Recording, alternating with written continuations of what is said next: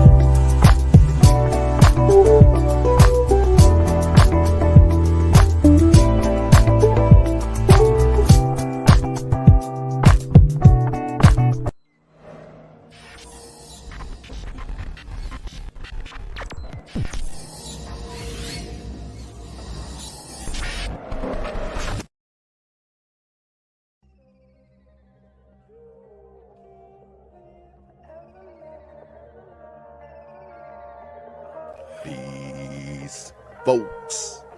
This is X from TPOT Media. Open your mind and wake your black ass up. You know what time it is. Hit that damn like button as you make your way in the door. Grab a seat, settle in, get ready. It's the Grown Man Hour with your host, my man, Bernard Riley.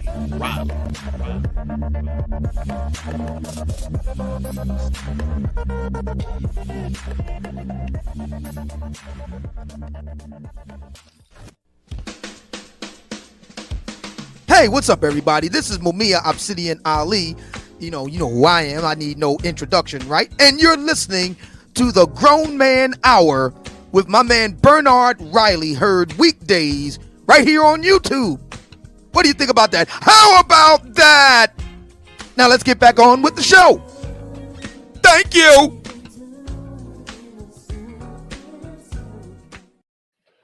All right, just made it back at the last minute. What is going on? What is up, everybody? Cleaning up the mess. I got good. I broke my little streak of spilling coffee every day. I haven't been spilling coffee, but I for damn sure spilled a lot of it today. Shout out to everybody in the building. Yesterday's stream was a classic. It was supposed to be members only. Well, I tried to edit out the last 3 hours of the nearly 5 hour stream and tried to make the last 3 hours of it members only, but it didn't work. So I don't know what I'm doing. So it ended up all staying up. But this become a member thing right there that I haven't got around to changing yet and making that white so it can be more visible, but y'all can see it become a member.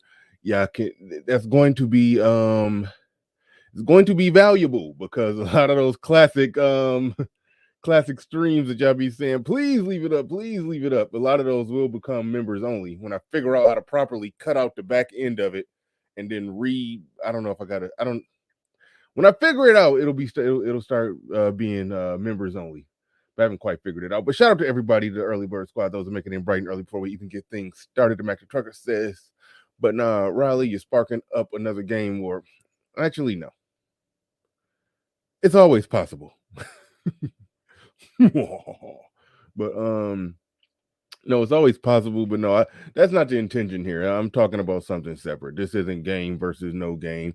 I support game. I do. You need to have game. Yeah. If game is just your general approach and how you talk to women and how you try to acquire, or pursue women, a stream that I took down, very interesting. A guy was going around on the street asking people questions. He was asking people questions.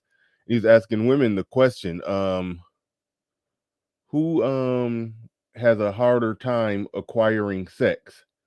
And then the woman looked at the guy who was asking the question, and she was like, acquire? Then she just couldn't even comprehend it. She's like, what do you mean by acquire sex? She had no foundation. She didn't view sex as something you acquire. It was like, I compared it to, it's like asking someone who's better at acquiring oxygen. And she's like, no, somebody asked me that, who's better at acquiring oxygen? Yeah, I would be like, acquire oxygen? It's like that was how she responded when it came to that. So men do have to try to acquire sex. They got to try to get it, and they have to make it happen. They have to put in effort. They have to be intentional and purposeful in how they go about doing that. And the ways that you go about doing it is more or less defined as your game. Give or take. Somebody could add to the definition, take away from the definition, but that's the general idea of it. But see, we're not just here to talk about just game, just as this is about the game stream. It's a very specific thing that happens in the manosphere, where a lot of people soak up this content, soak up the game, so to speak.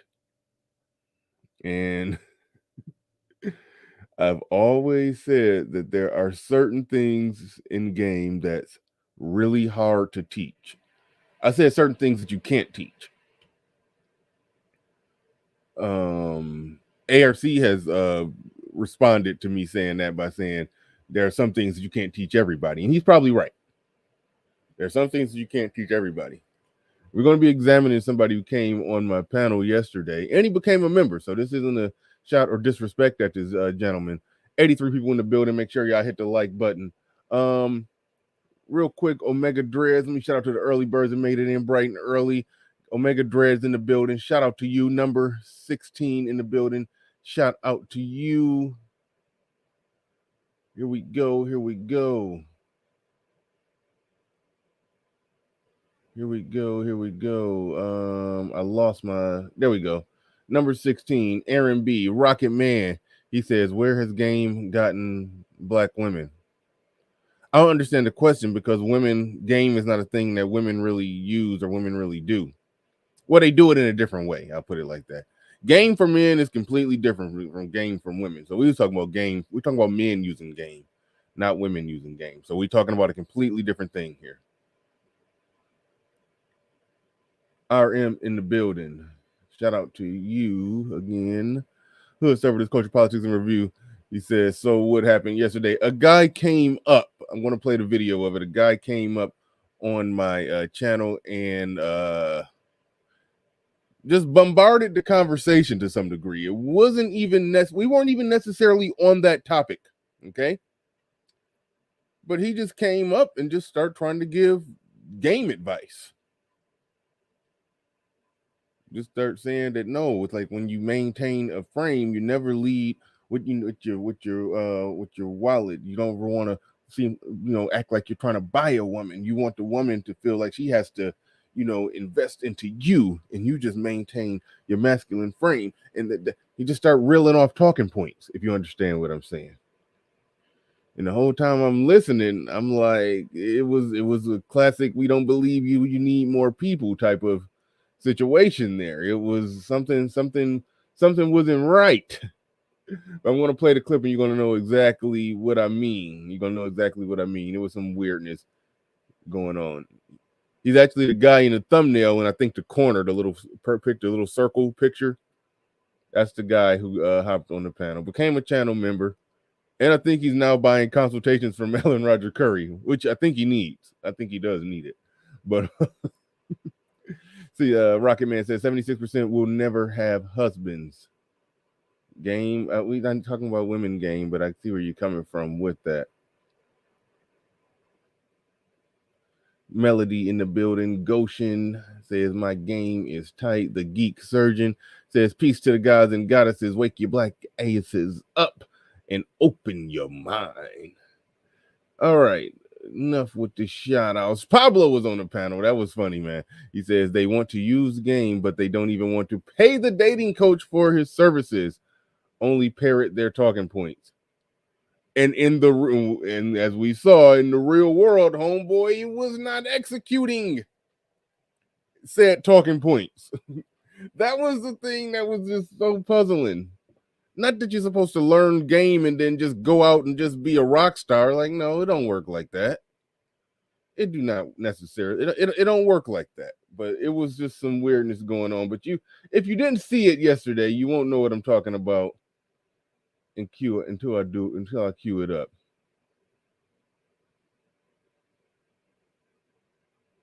All right, I pay too much attention to y'all in the chat.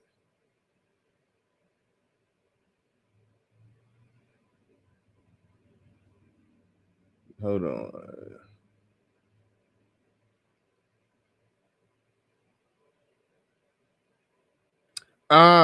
Good point, Pablo. He said you think he means accepting game as social currency. Yes. That's a fair point. Somebody who has game but offering nothing else, but women are, tapping into whatever. When you're using game, properly, as they would say, yeah, you are tapping into a woman's emotions and all kind of stuff.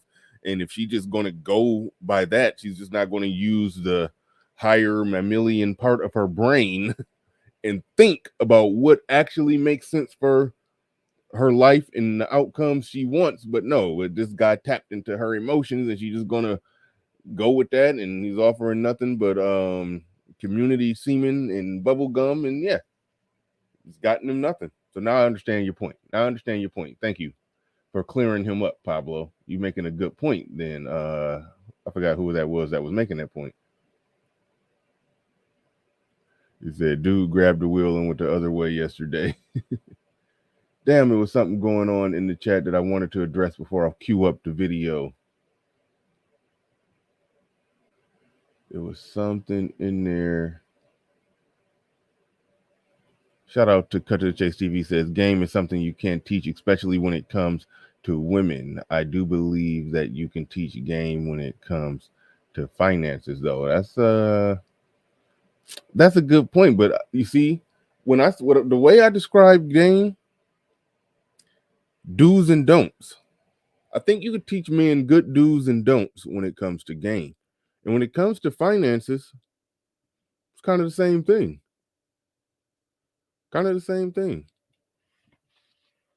You could teach men good do's and don'ts when it comes to finance.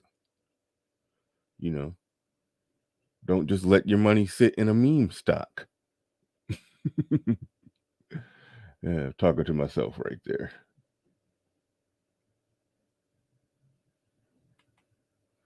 Says BR going to have to make another attempt of the Pookie to high value man discussion that was supposed to happen yesterday. No. It happened. It happened the way I wanted it to happen in my opening monologue. I think you probably misinterpreted if you thought that I was trying to talk about how does somebody go from being a Pookie to being a high value man. That wasn't what I set out to talk about. It was how did we end up going from talking about that in this space from the perspective of saying that's what the women want. Those are the bad mating choices. And now a lot of times they're saying, oh, all they want is a high value man. And so it's just like the conversation was getting jumbled up. So I tried to bring clarity to the storm, so to speak. All right, let me get ready to go ahead and pull this on up. But no, it was an interesting thing. We don't need that on. I'm trying to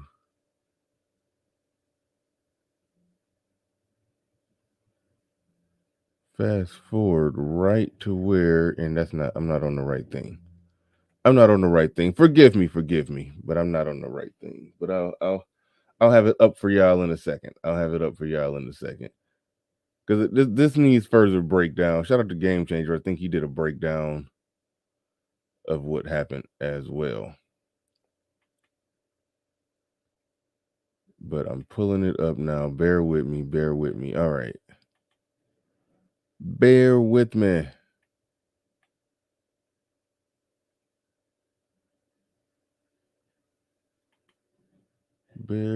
Should have had it ready to go. I apologize.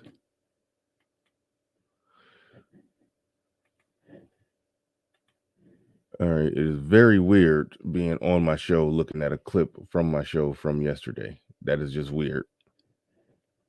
Kevin Samuels used to do that a lot, but that is weird. All right. Let's get into it.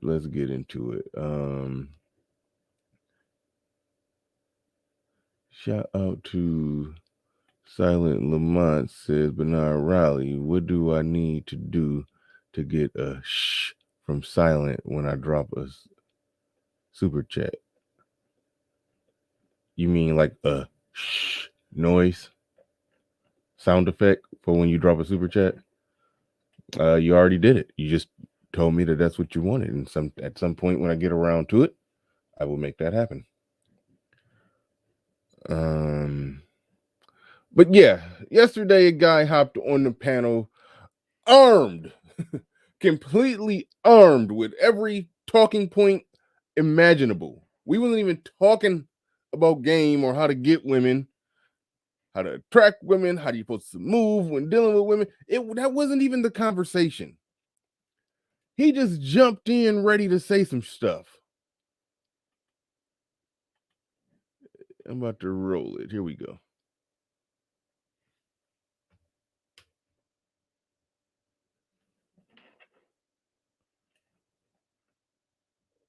Can y'all hear that or no? Y'all can't hear nothing. Or not slowing, but it's funny how that's what people hear when they hear somebody describing what women are doing. It's just right. It's a weird thing. Yeah, and I gotta hold on. Let me get these super chats. I got a lot of them. The hood Haitian in the building. He says most men. Oh, and I see Game Changer wanted the link. There it is, right there.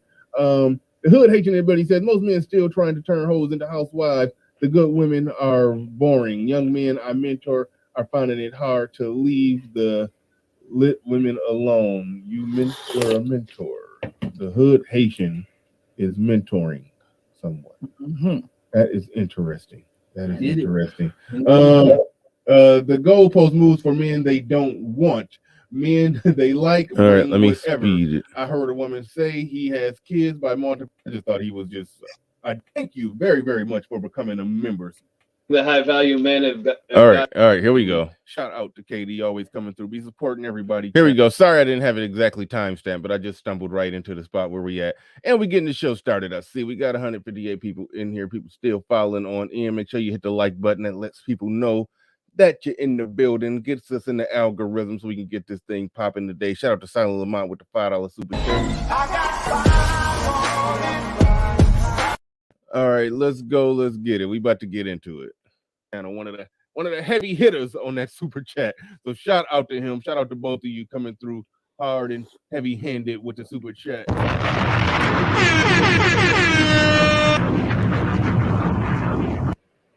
All right, we going to Cold Steel, even though your name's covered up. There you go. We're going to Cold Steel. Thank you for your patience. Appreciate you coming on the program today. And thank you very, very much for becoming a member. So go ahead. You got the floor. You have the mic. No disrespect to this brother because he is a member. He became a member. So I ain't out here just to disrespect the brother. But we do got to analyze what took place yesterday. We do got to analyze it. Hi, no problem. So so what's the question? How do the high value men get wives, or how do the women get a high value man? Well, I think the high value men have got a made with sexual attraction. So it's looks, physique, sexual attraction, and confidence. Oh yeah, yeah, and masculine frame. So he's got to be the leader. So Okay, now, right now, when you hear him talk, what's the first thing that you're thinking?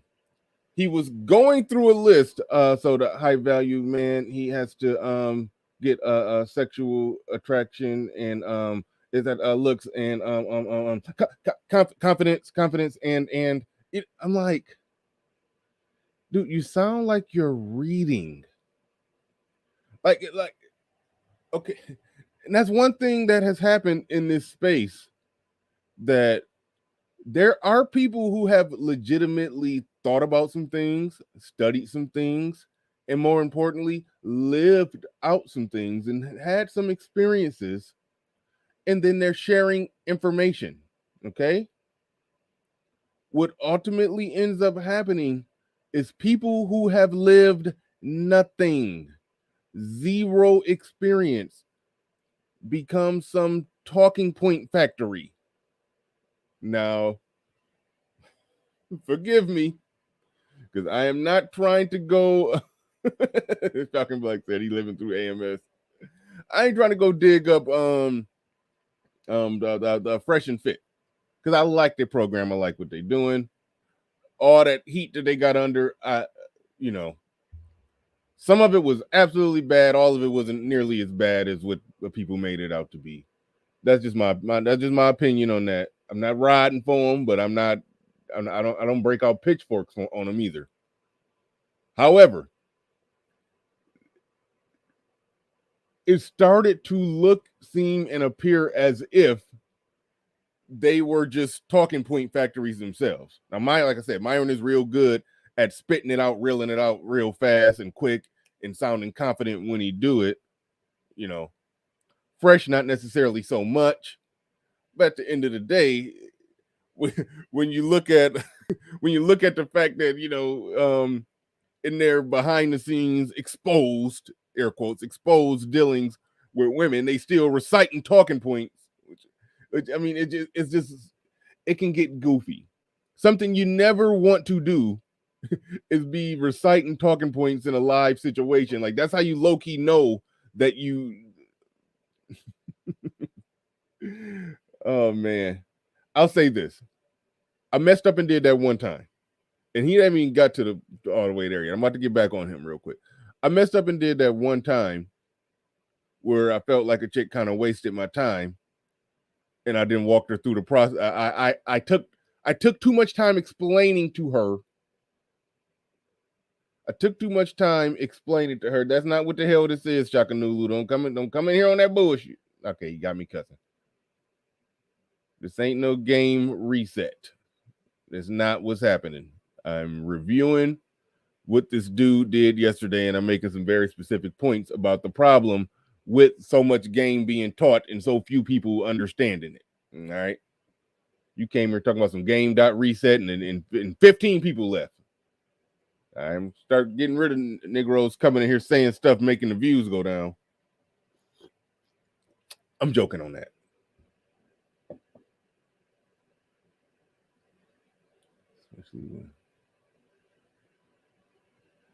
All right, I'm reading comments. All right. It was a time when I did that.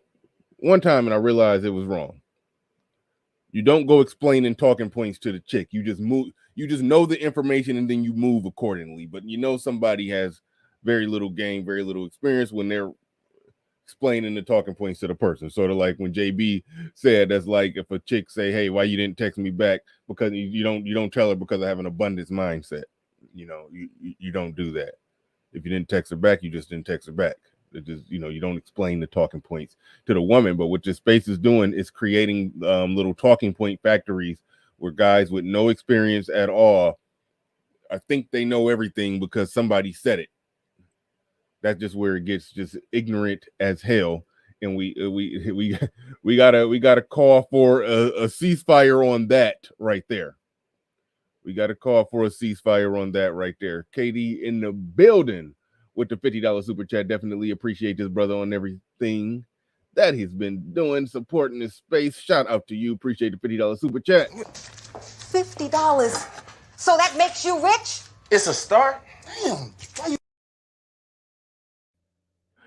Too cool for school in the building. He says, love when you and GC have one-on-ones, and I like that roster. You can have weekly 5-star streams. Peace, BR. Hey, man, I appreciate that. Me and GC one-on-ones, they do be classic. That last one was classic, too. I had to take it down and put it on the members-only part because it got a little wild at the end of it. But, man, yeah, me and GC be having some classics, no doubt.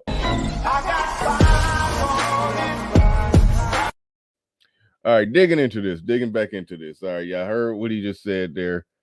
Just reeling off talking points about high-value men. And with the heavy-handed with the super chat.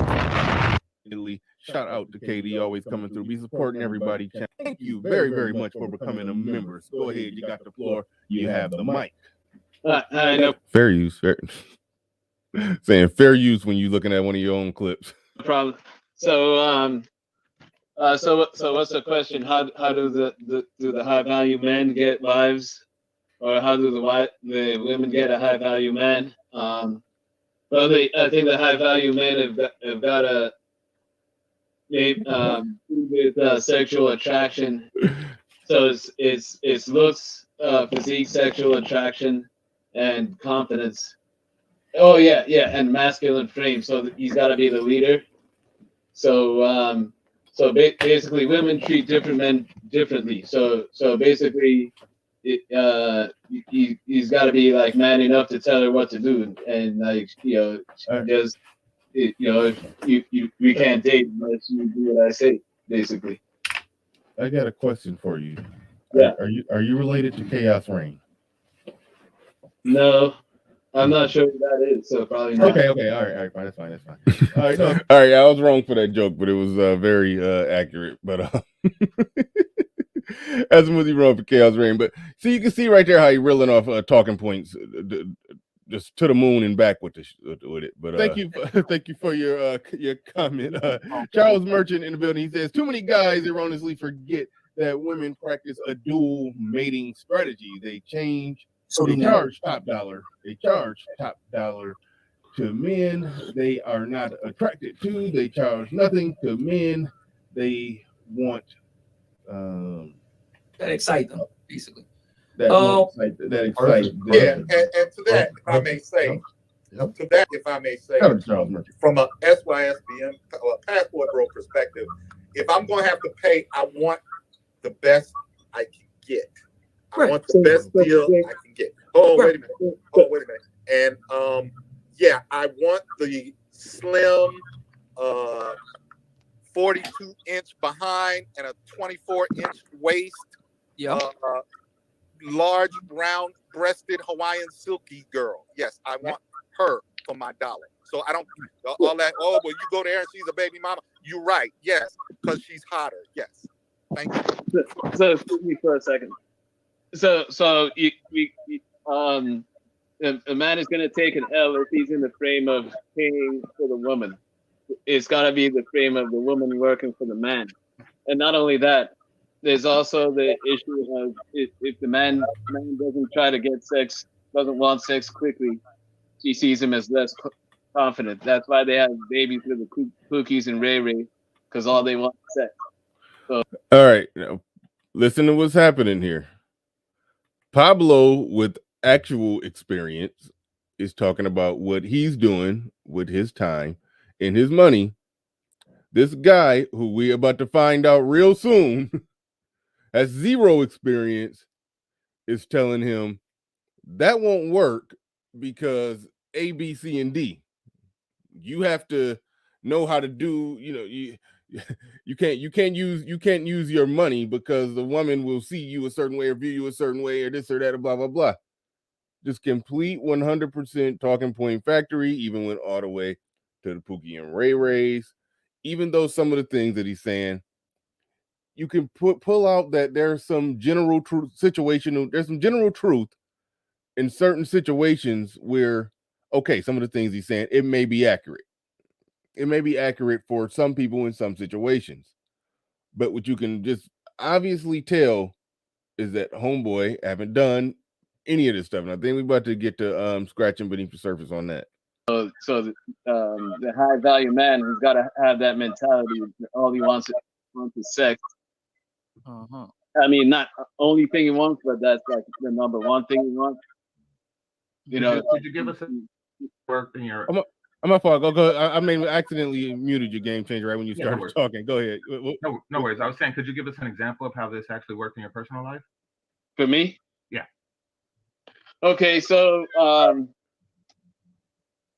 I'm actually single right now, but in the past, in the past. Well, I've had like dozens or even hundreds of opportunities to sleep with women casually, and basically the only way it would have happened is I would have directly said it. Would have had to directly said it out loud, because like when I started like having just like a friendly conversation, they lost interest. Because like I've always had a You can see my face right now. good physique. Okay, wait, time out. Time out, real quick. It sounds like you said that you had opportunities to sleep with women casually, but it never went through. Right. Have you? When was the last time? Hold on, real quick. When's the last time you were in a relationship? Now, some people probably didn't know where I was going when I asked them that question. When was the last time you was in a relationship? It's the second time probably the third time I exposed, not exposed, revealed that somebody in the conversation was actually low-key an incel. If they concede that they cannot have casual sex, you don't just immediately go ask them, okay, have they had sex? Because then they say yes. You ask them when's the last time they've been in a relationship. You would normally then find out that they will probably say they haven't been in a relationship in a long time, if not ever. So if they're not in a relationship with somebody having sex and they're not having casual sex, that means they're having no sex. They're not having relationship sex or casual sex. So that was why I went down that line of questioning. Just ask when was the last time you were in a relationship. And you can see his answer was so flimsy with that he haven't been in a relationship. So once he admit that he technically haven't even been in a relationship and he say that he's never closed the deal casually, then at that point, you're an incel who's also a talking point fax machine. It was weird. It was weird.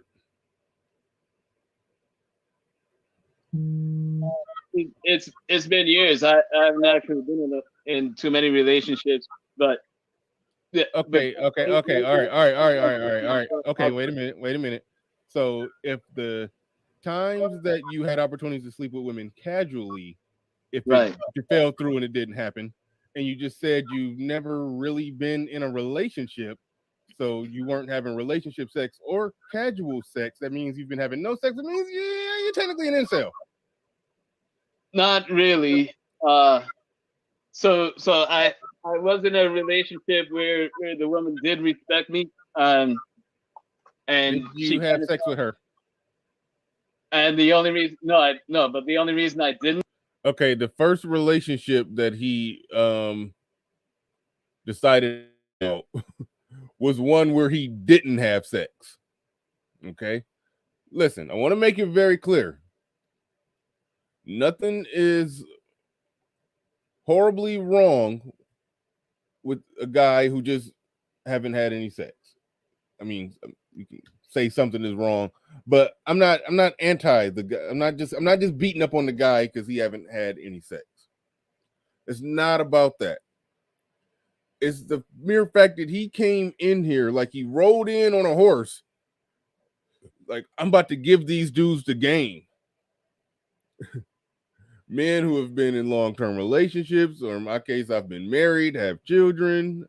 Game Changer's been in plenty of relationships. Pablo is married. Like we, and then he came in came in, rolled in a damn incel. But trying to teach the game, trying to give advice.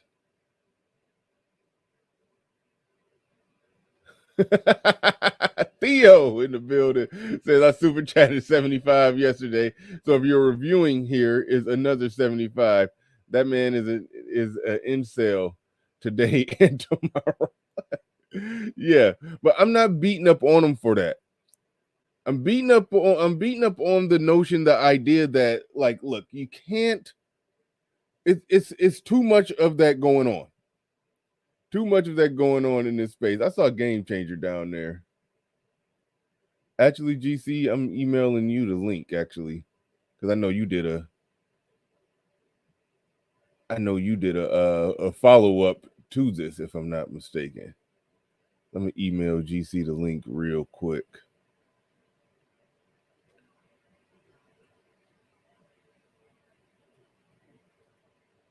There it is.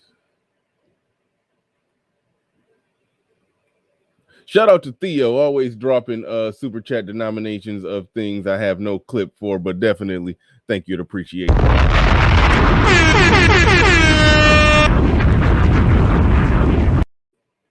Yeah, GC, I just emailed you the link. I didn't put it in the chat because I didn't want to get bombarded with people just yet.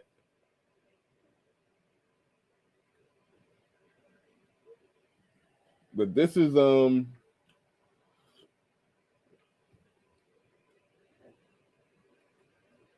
amazing. And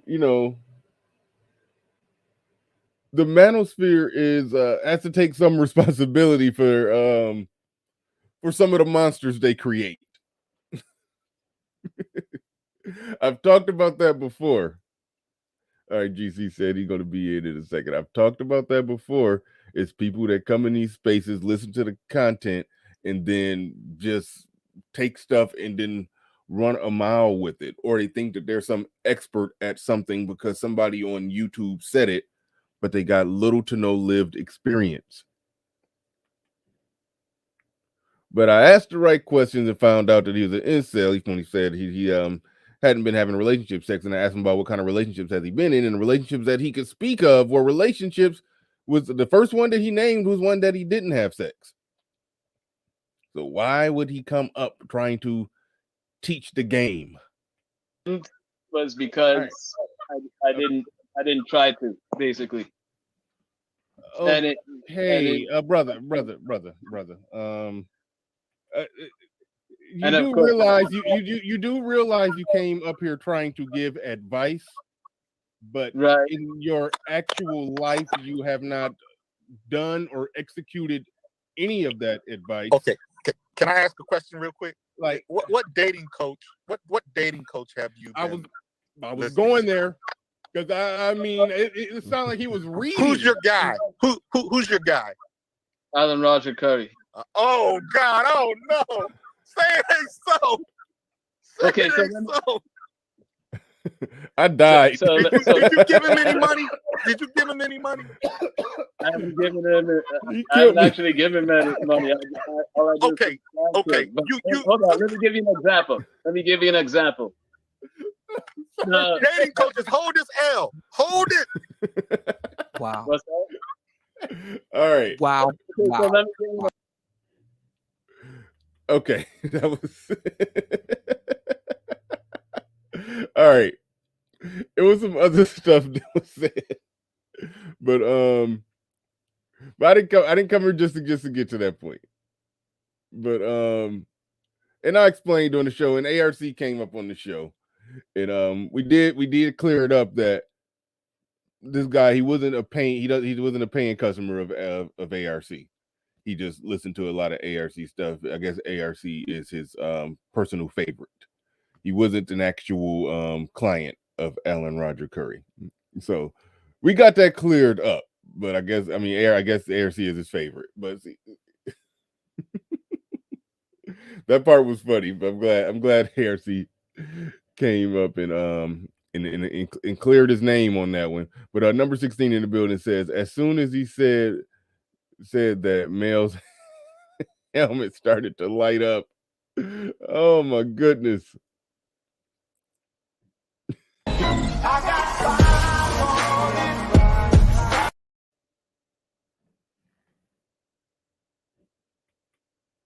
He said, "This is the equivalent to guys to come to my show and don't have a passport." Yes, that is true.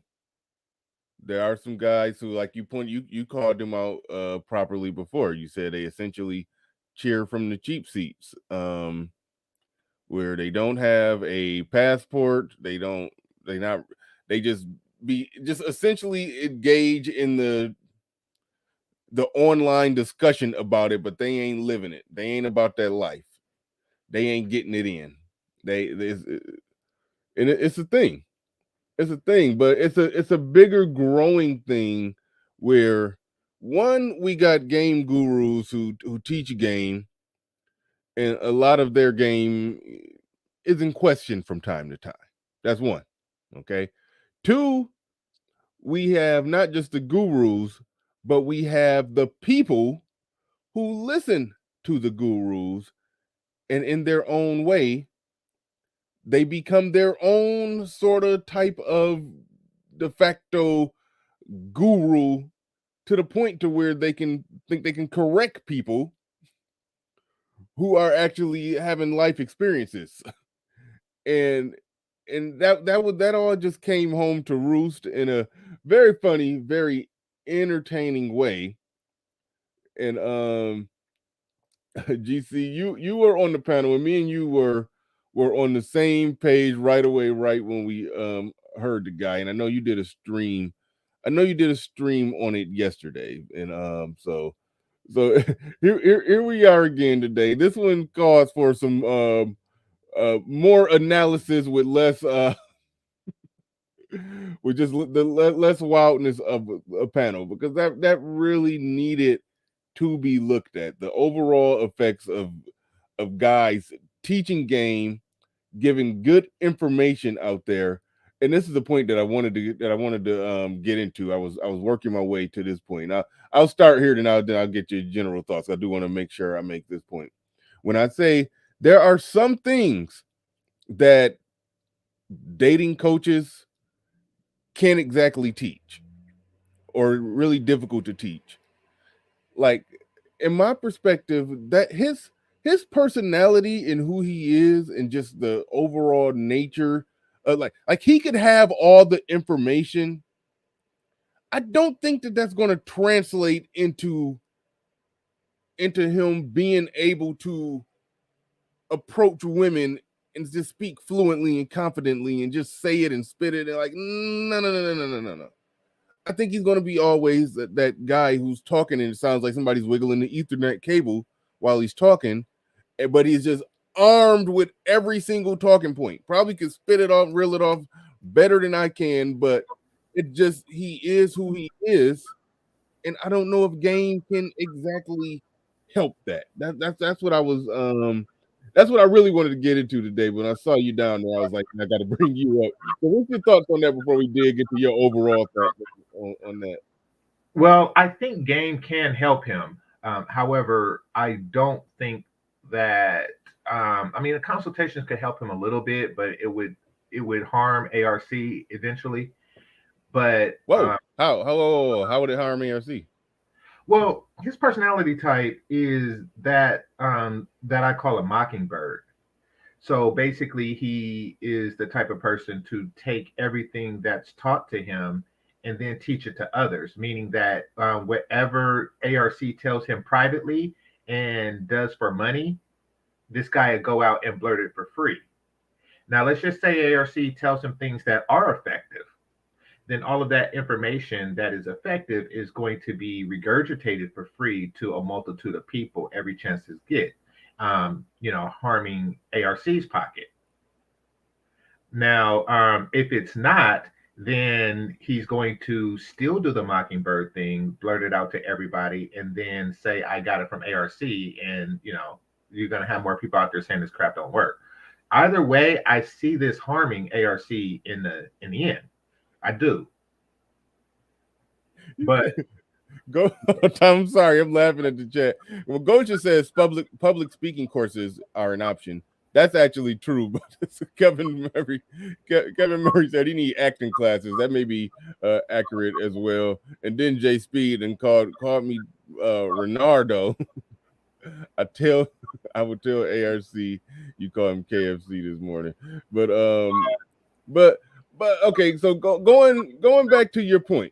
Going back to your point. Are you recording or something? No, I'm eating cereal.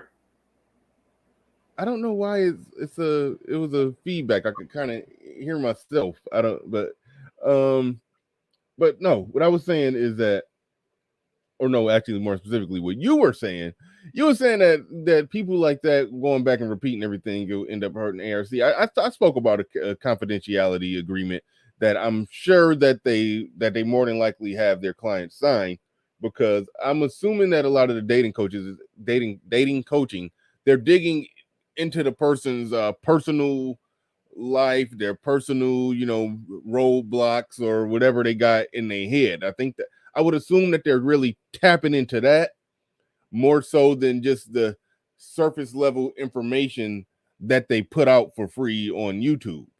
So I don't know if he would, necessarily hurt ARC. I don't think ARC, I'm just assuming this with all dating coaches. I don't think they can tell somebody something in a private consultation that they haven't said generally publicly. However, I think the private consultation helps them to specifically tailor what aspect of their advice that they could, really give to this person given their particular situation, their makeup, the just the overall general just temperament, demeanor, and psychology of the person that they're talking to. Right. They could give some they would just give very specifics to that person.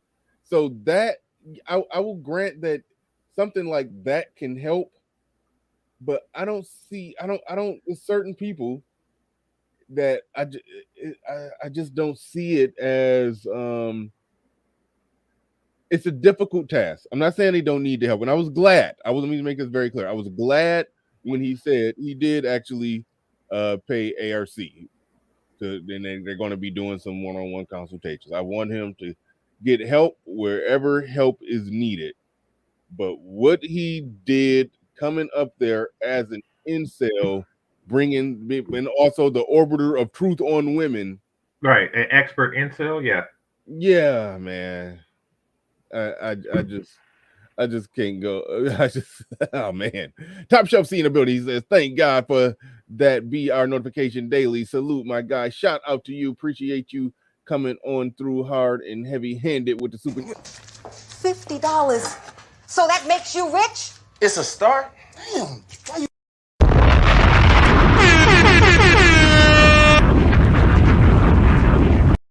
Shout out to you. Definitely appreciate Top Shelf C. A lot of y'all came through, man. Y'all made it all worth it this morning. Made it all worth it. Appreciate each and every one of y'all. But yeah, where were we? Shout out to Devo W, channel member in the building. Shout out to you. Shout out to you. Shout out to you. So yeah, so far as I've always wanted to. I don't know. I just wish I could be a fly on the wall with a dating coach talking to somebody like that.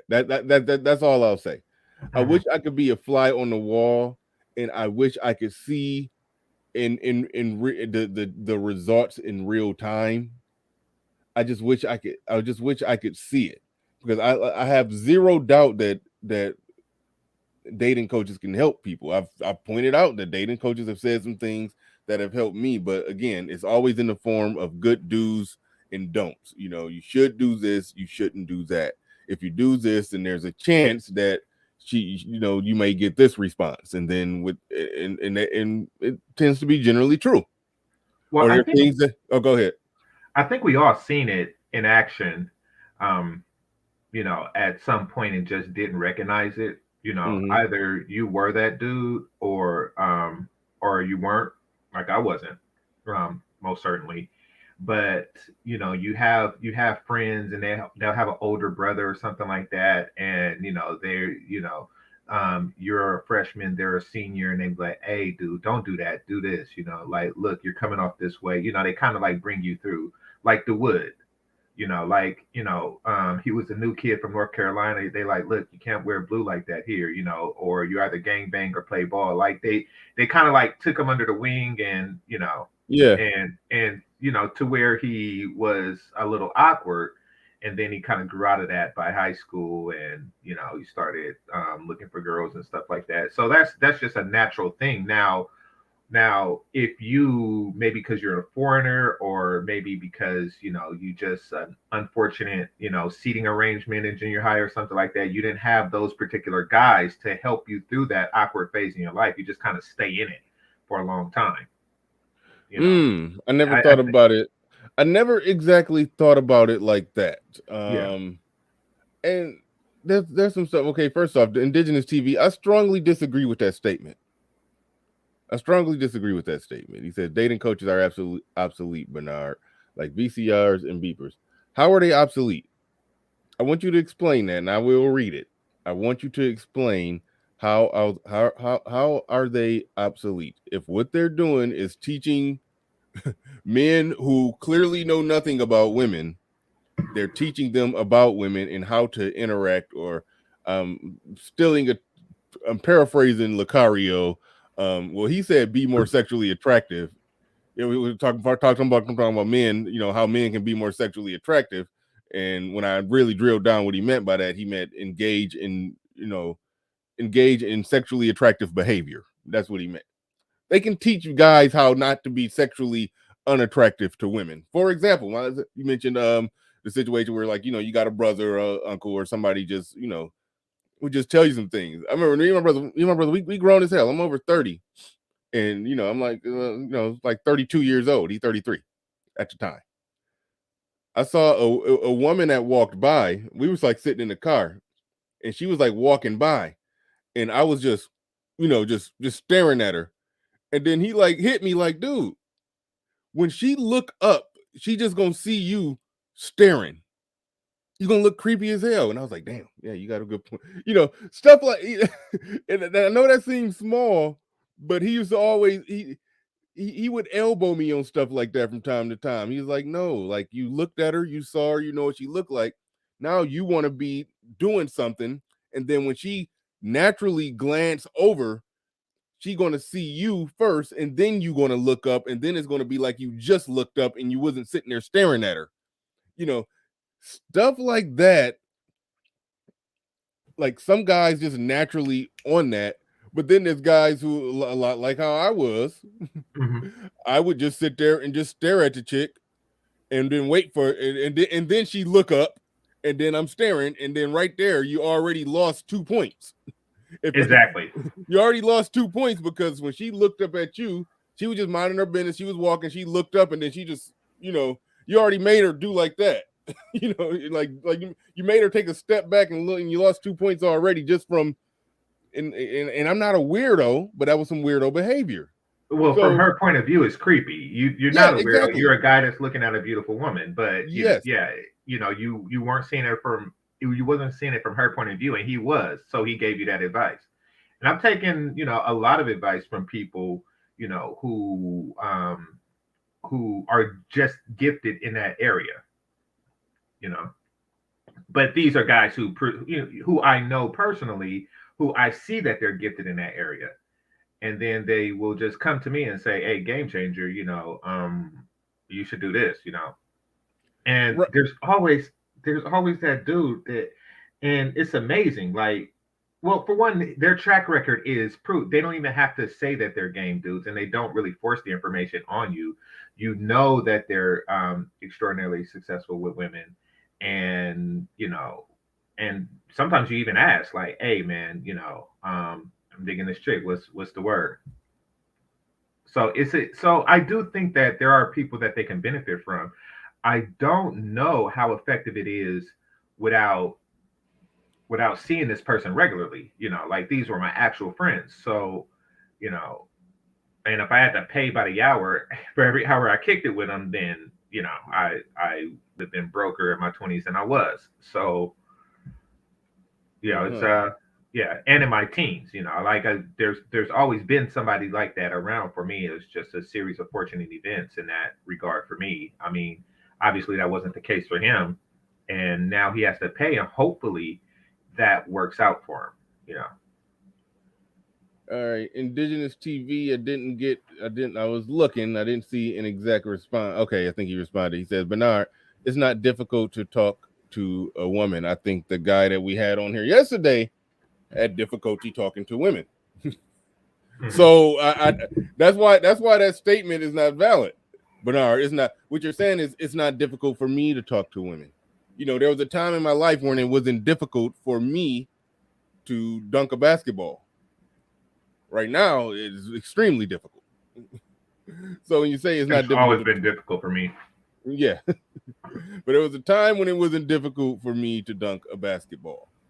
So the person who is difficult for, and let's just say he's young enough, doing some leg exercises, what am I trying to say? Calisthenics? Yeah. Calisthenics, yeah, you got it. Yeah, doing that may help. So, I just, that's not a valid statement to say it's not difficult to talk to a woman. It's not difficult for you to talk to a woman. Different people are different. Some people are socially wired different. Some of the guys that have a difficult time talking to women, guess what? They also have a difficult time talking to. They have a difficult time talking to men as well. They don't walk into a room full of guys and just be that dude like, hey, what's up, y'all? Let's get, they're just not that social. So yeah, it's like, let's not pretend like we don't understand the concept of a guy. I don't want to just skip right to socially awkward, but just not that socially just fluent. Let's just say that. I mean, he says they're women. They aren't complicated. That's incorrect. Women are very damn complicated. It's like a 50-50 throw in a football. Okay. Oh, there's caught. Yeah. Either well, caught or not. I do not have a 50-50 success rate when I'm out there like that. I mean, I probably would if I didn't have a bar. But, from the women I'm attracted to enough to talk to, I do not have a 50-50 success ratio with that. Now, and I don't think it's a simple matter of having a fear of approach. There's more to it. What I found in my younger days, there's more to it than mere approach anxiety. The guys, I think I got over my approach anxiety like at 13 or 14. And that's a very difficult thing for even a young man to overcome. I got over that, but later, like in college and things like that, the guys who were, let's say, like de facto dating coaches for me, really just guys I know who had that particular talent. What they actually told me was strategies, like a series of things that make it more effective. So let's just say I had a 3% closing rate. They would help me to bring it up to 30 or something like that, just with little things. Like I'll give an example. And I've used this example before. A dude in college, he told me, and he's same fraternity as Alan Roger Curry. Shout out to the noobs. And what he told me made so much sense because in high school we had what was called a 2-day rule. And basically, if and when you get a girl's number, you wait at least 2 days so you don't come off as thirsty, even though we didn't have that term back then. You don't come off as desperate, and and it's not too long. And he told me something that was highly effective. He said, "Look, don't go off of that 2-day rule." Because that works at high school girls because they live a different lifestyle. Here you got to call them the same day. You actually got to call them before 7 because they get bombarded with so many dudes that by the time you wait those 2 days, so many guys have hit her up. She done forgot all about you. And you also want to call before she has any other engagement. You want to call before the other dudes while you're still fresh on her mind. Like, whenever. Now, this may not even be applicable now in universities. I don't know. So don't take this as game. I'm saying at the time, it worked for me. Like his advice was very helpful because I did have that problem. I did wait too long, and they would forget who I am or make other appointments with people. So I was losing out. So they help in that way at that stage. It's not just approach anxiety that hinders guys.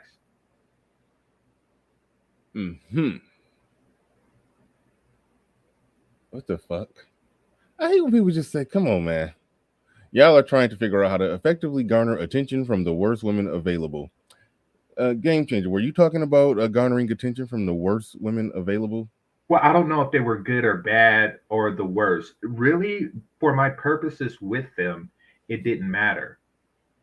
Like it didn't matter. Like if I didn't care if they gave me the cat and then after I left, went around and tortured another cat. Like I really don't care if they're the worst woman possible at that point because my function has nothing to do with their character. Like my desire for their function really doesn't have anything to do with their character. So you know, and it's not really attention I was trying to garner from them. Exactly. I hate bad arguments. I hate when people try to just toss out a narrative into a conversation where it doesn't necessarily apply. Shout out to Sir Ism. He said, if game is not real and fake. Well, I mean, Come on, game is abstract. I mean, but you're really putting a counter argument to Wait, argument. hold on. Wait. Hold on. Wait. Start over. Okay. No, I was just saying. Hold on. Wait. Start over, GC. Okay. I couldn't hear you. So I turned my speaker off, but I forgot to put my earbuds back in. Okay. So ism. I mean, game is abstract. I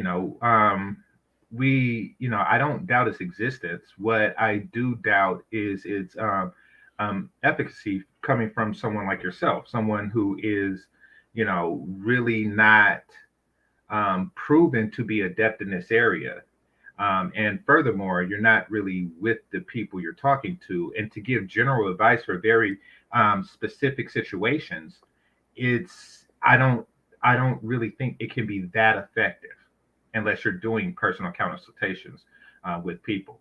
But yeah, and like I say, my friends in the past, they gave advice that was specific to situations that I was in, So I'm not saying that it's real. Okay, put it like this. If you are looking for a dating coach, I would suggest that you thoroughly vet this individual. And you need more proof that they are the thing that they claim to be. And when I say more proof, I'm not talking about pictures from the 90s, from 1994.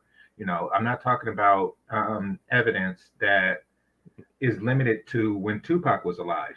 I'm actually talking about you see this person in action, you go off referrals, et cetera, et cetera, et cetera. Like if you look at the movie Hitch, this is a guy that was vetted. He only went off of referrals from successful people that he helped. And he was That's a good point about the movie Hitch. Yeah. Yeah, he didn't advertise. Yeah, he didn't advertise. Yeah. He successfully helped people and operated off referral only. That is interesting. Yeah, exactly. I mean, he was that dude because he was that dude. He didn't have to force his advice. He didn't go around giving unsolicited advice to people. But furthermore, he was there and he tailored his situation to the individual. It wasn't just, he didn't have like a classroom full of guys and like, okay, this is how you get laid because all women are the same. It's like, no, this guy, you fat accountant guy, you want this actress. So this is what we're going to have to do. When you walk into this individual meeting, you do this particular thing. Like he was like, when you're on the dance floor, don't overdo it. You're going to a dance tonight. This is what you do. This is how you dress. So yeah, I mean, I could see something like that being very effective with a competent person in that area. But yeah, that's all. All right. The reason I face palmed when I read that is because the title of the stream is Game Matters. if I said it's game matters, but we have to talk about what happened yesterday. If I said that it matters, clearly I acknowledge that it's real and not fake. So that's why I just face palmed, because I just talked about somebody trying to pin a certain narrative on the conversation, and then right when I said that, a super chat came in to pin a certain narrative on the conversation. Most of what we've discussed has been positive about game and do's and don'ts in game, and that's how I typically view game that's game that's replicatable and teachable to other people is good do's and good don'ts. That's how I always looked at it. That's how I always talked about it. Now that guy who just got just the next level game, and I don't necessarily, okay, I'm not even about to get in there. The guy who just has the next level game where he's just really good at reading women, or really good at just reading people in general, and has excellent people skills and social skills, and just know how to just walk in the room and own the room and have everybody in the room just eating out his hand, and just that type of person, then yeah, that person is different. That's the type of person who just could read. My brother was like that. He just will read a woman and know what you're thinking, and probably be able to tell you if he just talked to her about anything. He just listened to her talk. He's like I don't know. I can't explain it. It get goofy when I try to explain it. Mm-hmm. That he was just real good at reading. Like he would do the shit to me. Where and granted, it was easier because he was my brother, so he knew me better than anybody. But like I would just walk in the room, just cool, confident, and normal, and then he'd just look at me like, "Man, what's wrong?" I'm like, "What you talking about?" But he just wouldn't know. Like my brother just had just a certain level of knowingness where it was like he was just like the Terminator. Like he read your vitals or something, and he knew something was up, and he will be absolutely right 90% of the time that I probably was going, having an issue in my marriage or something. He would just know. Like my brother was just good like that, and like that. People like that, when they start teaching game or talking about game or talking about their success when it comes to game, that's when I think they're talking about the type of game that's not really replicatable. But when they're giving good advice, like when my brother saw me staring at a chick that wasn't looking at me, but she was just walking, and he elbowed me like, dude, if you just sit there and stare at her like that, and then when she turn and look at you and she just see you sitting there staring with your mouth open, you're gonna look creepy as fuck. Like, relax, like chill. I was like, damn, you're right, my bad. And then I just relaxed, and then I kind of wait till she looked over at me, and then I looked up like that was my first time seeing her, and then she like fixed her hair, and so I'm like, so it's certain, that's some good do's and don'ts game advice where it's like, okay, all right, Exactly. Dating coaches can do that effectively, and that's why that stuff like that is where they're needed. Put it like that. Stuff like that is where they're needed. If they get an individual guy who, for whatever reason, just got some social awkwardness, weirdness, or just a lot of stuff he don't understand, they could definitely teach that. They could definitely teach some good do's and good don'ts in certain situations. You was about to jump in, but just hold your thought for a second. Sweet Melody speaks in the building. She says, Bernard Riley and Game Changer with some heart emojis and stuff. Shout out to Melody, appreciate you. And get out of there. Somebody said, Jake. Okay, all right. Where we at? All right, we're gonna leave it right there. Well, no, and that's why it's kind of, it kind of comes off as people are very off-put when it's done online the way it's done by the people it's done by, because your brother knows better. He's capable enough to read people and read a situation to know not to just go online and say, you niggas need to stop looking at these chicks in the eyes too long because such and such. Because me, who didn't have that particular problem, I have my own set of problems, will be like, what the hell? That's just unsolicited advice. Because it was tailored to your situation. That's a good point. Think about how goofy that would be if somebody hopped on a panel. See what the problem is, which I gotta understand. You just can't be staring. You just can't be looking at them in their eyes for too long. You just can't be staring at the bitch. You gotta look away and wait for the bitch to look at you, then look at the bitch.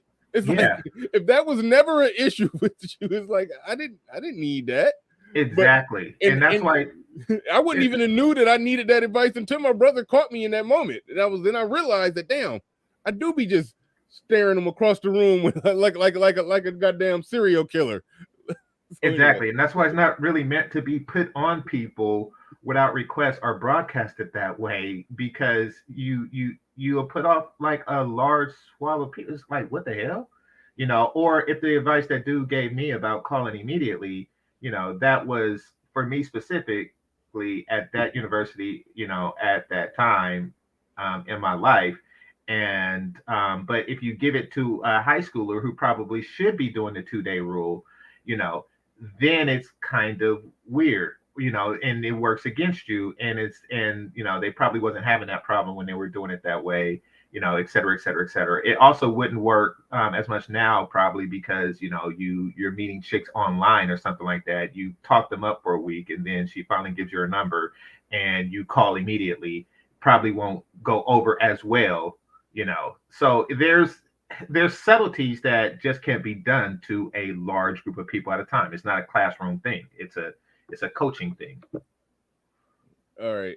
Now, let me ask you this question. As far as the guy who came on the show yesterday, and look, he became a channel member. This isn't me taking a crap on the guy. He became a channel member for me, and he's apparently, per what he said, he booked a consultation with ARC. So good on him. Hopefully it all works out. This isn't about me taking a crap on him. What do you think this space can do to I guess possibly reduce the amount the chances of guys just coming in here and operating like that? Because like I said, we're turning it, we putting out these talking point fax machine guys who just reel off talking points with no life experience. Like, how do we avoid that? Because I guess that's becoming a problem now. Yeah, I think with yesterday, we kind of wanted to show him as an example of the pathology of people who go online and talk about game to large swaths of people, and don't ask for money. Like we kind of broke that down with them, that they actually are creating an imaginary lifestyle for themselves where they are that dude and trying to rope others into it. Now, as far as Now, right, okay, now right there, I just want to be clear. You're not talking about dating coaches right there who who have actual clients. no, You're I'm not. you're talking about the no client game gurus who just, and from your perspective, they just doing it just to be seen as just that dude who got the game. Exactly. They want to And be the guy on damn, was that how to be a player, when they had had the guy come in and was teaching game at the end of the, oh shoot, I can't remember the movie. you talking about Bill Bellamy? Was Bill Bellamy in it? Well, Bill Bellamy and How to Be a Player, but wouldn't it You're talking about the guy that played the Mac. yeah. Yeah, his uncle. Okay, yeah, I haven't seen How to Be a Player as an adult. I just remember that scene where that one guy just came in. It was towards the end of the movie, and he was just teaching them some game that I guess I don't even think it made sense what he was saying, but everybody was just looking at him like, oh, like they was hearing word from on high. Mm-hmm. It's like, so from your perspective, that's what a lot of guys want to do. They not actually teaching guys, they don't got actual clients or customers or none of that. They just want to be seen just as that guy who they just want to be seen as that dude to other dudes, basically. Exactly. Well, I mean, the thing about, and Mel said in the chat room, that's Uncle Fred. The thing about Uncle Fred was that he had beautiful women with him at the time, like at the cookout, which, gave him some credibility. Now, what happens sometimes is that in real life, I've seen this happen, is that they are using the guys. They're using those guys out there in order to enhance their own personal gain, because many women like to see guys in leadership positions. So, they deliberately put themselves, they find as many people as they can that look to them for guidance and just give them anything. But it's really a show for the woman. Like, I'm that dude. It's a weird dynamic. Uh-huh. Yeah. Yeah. We an hour and 15 minutes in. I put the link out there. Anybody else wants a piece of this? I don't know how much more of the clip that I was plotting on playing some more of the clip. I want to skip past past a little bit of it. But I think he did, even after that part, I think he did go back to trying to teach some more game. It's like he was hell bent on it to the point to where, and he couldn't even see that JB was trolling him and came up with like the Yeah. face of an incel and name was a incel guy. And but he asked the other guy for some he came up and asked the other guy for some advice. He came up and asked Cold Steel, I think his name was, asked Cold Steel for some advice, and he was like, he actually went through it when he could clearly see he was being trolled. Mm-hmm. Clearly could see he was being trolled, and and he still went through the motions of trying to give the advice. He just wanted to give the advice. He wanted to give the game so bad that he just couldn't help it, even though he was being trolled. But Yeah. we got ARC in the building. Have you you good?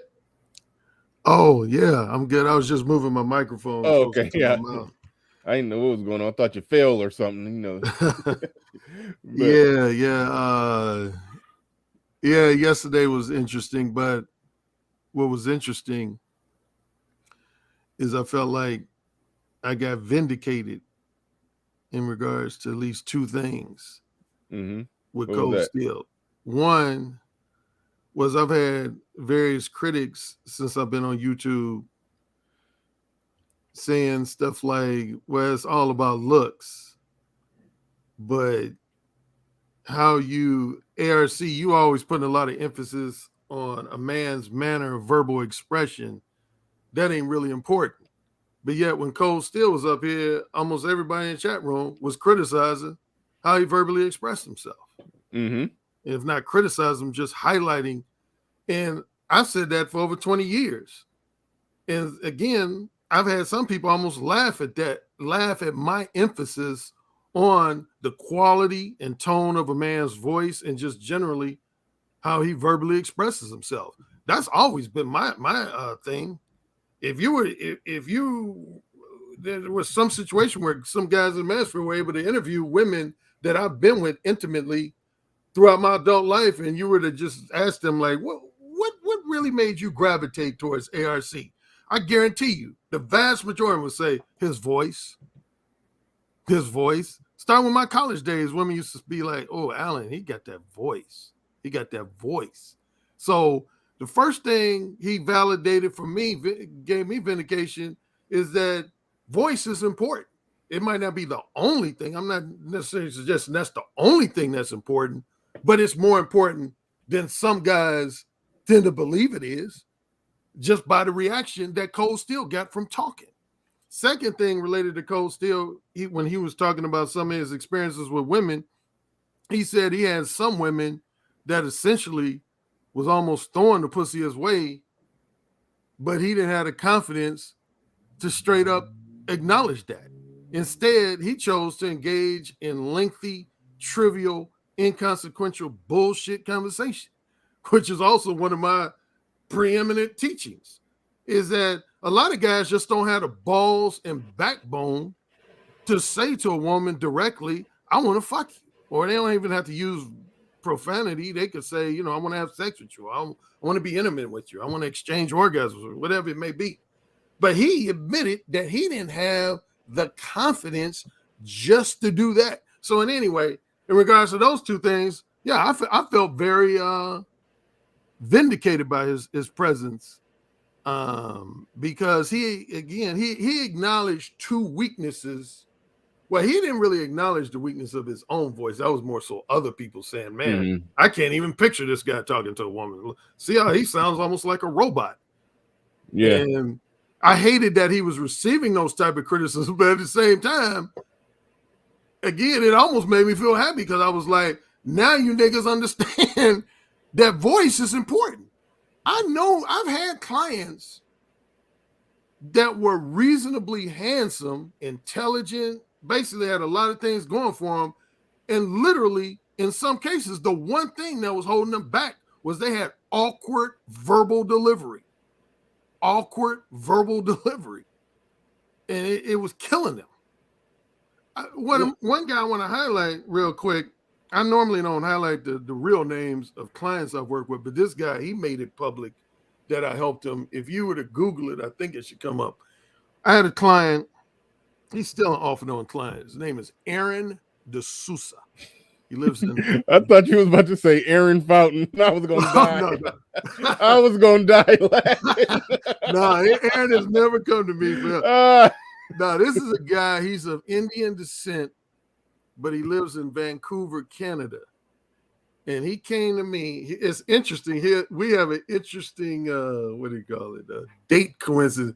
The day he first came to me to do a Skype consultation is now also my wedding anniversary. So we've talked about that the last couple of times we talked, which is July 17th. But anyway, yeah, he came to me. So I know the date. He came to me. The first time we did a Skype consultation was in July of 2017. At that time, he was a virgin and he had a severe stuttering problem. And honestly, I was thinking to myself, man, I don't know if I can help this guy. Because now he's a, no homo. He's a reasonably handsome guy as far as, Indian guys go. Pretty tall, like 6 feet, 6'1". Athletic physique. I met him in person when I went to Vancouver in 2019. But yeah, his biggest weakness was his verbal delivery. He has a severe stuttering. He talks a lot of times. He'll talk like, "Hey, but Bernard," I would like, oh. And when I first heard that, I was like, "Holy shit!" I literally, I ain't gonna lie, I didn't even necessarily have confidence in myself. I was like, man, I don't think I can help this guy. I really don't. But we continue to do, and I'm not going to get into all the, trivial details. But long story short, number one, he ended up joining Toastmasters, which, if people don't know, that's an organization to help you with your public speaking. My father actually used to be when I was a little kid, he used to be real big. He was like a regional manager of Toastmasters. But anyway, I kept working with this guy. The first thing he ended up losing his virginity. Then he ended up doing this big speech in Vancouver, Canada, where he mentioned me. He gave me credit for being his dating coach. He said his love life had improved significantly, his sex life had improved significantly, and he gave a debt of gratitude to me. And his speech had become a lot better. He still has his awkward moments, but it's much better than it was in 2017. And now he's actually become somewhat of a relationship coach for women. He's done a lot of speed dating. Yeah, he's done a lot of, his big thing was always, and probably to this day, he does a lot of, in Vancouver, speed dating is real popular. For those in the chat, I think 99% of people know what that is, but for that 1% don't. That's where you go to an event, you sit across from women, they give you about 5 minutes to talk to that woman and try to connect with that woman, and then after the conversation is over, the woman doesn't really usually tell you at that moment. What they do is they tell who's ever the sponsor of the speed dating, like a woman he talked to would say afterwards, "I'm interested in Aaron. I thought we had a good conversation." Now he's a speed dating consultant. You just gave a perfect example as to why would you just give a perfect example as to why you're long-winded. Not as long-winded as Edward, but that's something that you do all the time, and I understand that's part of your speaking style. when it's something like you were mentioning something like you just did with speed dating, and then maybe there's 5% of people that don't know what it is. You would digress and explain what that is, but then sometimes you'll spend 5-10 minutes explaining what that is. Like you do that on your videos, and I'll be like, man, that's just a small part. Come on, ARC, get wrapped. Yeah, I understand that. I'll confess guilt to that. Oh no, it's funny because I didn't fully notice until you said you was long-winded, and I was like, ARC not long-winded. But then when I started listening, I was like, oh yeah, he explained the smaller points and take a. It's funny you say that. Just about 3 weeks ago, I got a comment. It was in the old video, it wasn't in the real recent video. I had some video where I can't remember what my title was, but let's say it was ABC. That was my title of my video. Mm-hmm. I started off saying that I was going to talk about ABC, but then I started rambling a bit. Mm-hmm. And then related to what you just pointed out, there was some kind of minor I was talking about, but I went into the explanation, and it lasted, honestly, about 20-25 minutes. And so this guy wrote, he said, ARC, man, I got a lot of love for you, brother, man, but I just got to say, man, nigga, you went on a 25-minute digression on something that wasn't even like really relevant to the title of your video, man. You like just went on this long ass 25-minute digression, man. And I was like, damn, dude, why do you do that? Oh shit. Yeah, your digress game is pretty strong. You'll digress on something and explain it for a minute, but no, it's all good. It was just I listen to people talking how they talk, and I start noticing that, and I was like, that's what makes the difference between somebody who's long-winded and not long-winded, or not how long they spend explaining the digression. But now, what's the biggest irony of my habit with digression on videos versus talking to women? What's the biggest irony? I like to point out from time to time. You hate small talk when it comes to talking to women. Well, more so that too, but I have a lot of guys, of course, guys from the category of my critics that have many times, not in recent months, but definitely there was a stretch where a lot of guys would say, Alan, you get on your videos and you do all this rambling and digression. You do all this rambling and digression. But my response would be, yeah, I'm probably guilty of that. But here's the thing. A lot of you guys who are criticizing me, when you talk to women, you ramble and digress. Yeah.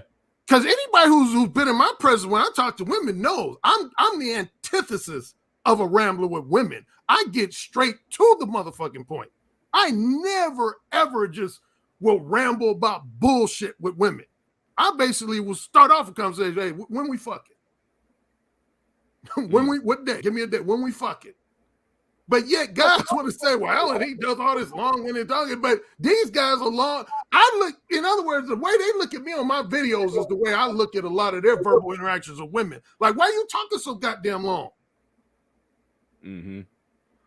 So that's the big irony to me, for me. Now, ARC, I wanted to ask you, in your one-on-one consultations, do you take a man's physical appearance into account?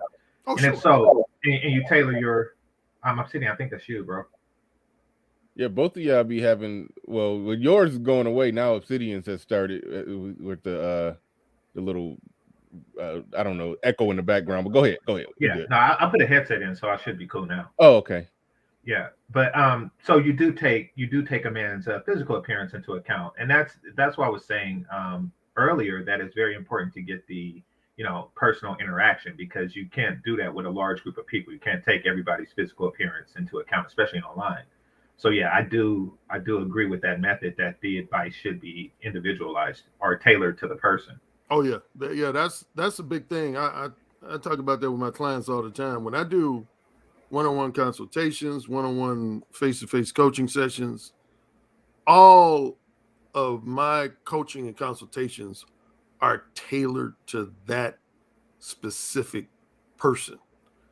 And matter of fact, on a side note, I had a guy, I mentioned this in my last Patreon live stream, I had a guy compliment me in that area. This guy, he's a fairly new Patreon subscriber, and we did a couple of consultation sessions, and not to throw shade at other dating coaches, but he did actually. He said, Alan, he said, I really like you as a dating coach. I said, well, thank you. He said, I got to tell you, man, I worked with about 3 other dating coaches before you, and he actually named all 3 of them. And he said, at least 2 of the previous 3, they were decent, but he said, compared to you, the problem I had with all 3 of the previous dating coaches, they just repeated basic shit to me that I could hear on their videos. They didn't really deviate from anything they say on their videos. He said, where you asked me specific questions about my relationship with my mother, my relationship with my father, my relationship with my siblings, my past experiences with women, beginning with middle school. You went really in depth in my head. And I was like, damn, I've never had a dating coach do that before. And I told him, I said, I do that with every client. I literally, figuratively speaking, I go into their head. I want to go way back. That's the first thing I always ask a client. If I had to name one thing, I'll say, how was your relationship with your biological mother and your biological father? And then I let the conversation unfold from there.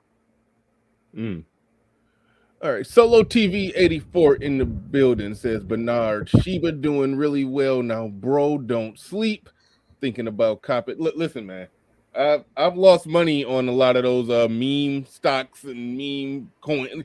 Listen, I do responsible investing now. If it's a stock or something, if I'm long on it and I think it's gonna, I do the buy and hold if I'm long on it, and I don't just be bouncing around to the new thing that's trending that they talking about, because then when they shoot up fast and they shoot down fast, man, I've lost money on that. So yeah. Hey, Bernard, if you don't mind me asking, I know there was a stretch where you was really high on AMC. Are you still flowing with that? Yeah, I'm still that's one that I'm long on. That's and okay. It's fairly stable once it get to in the 30s.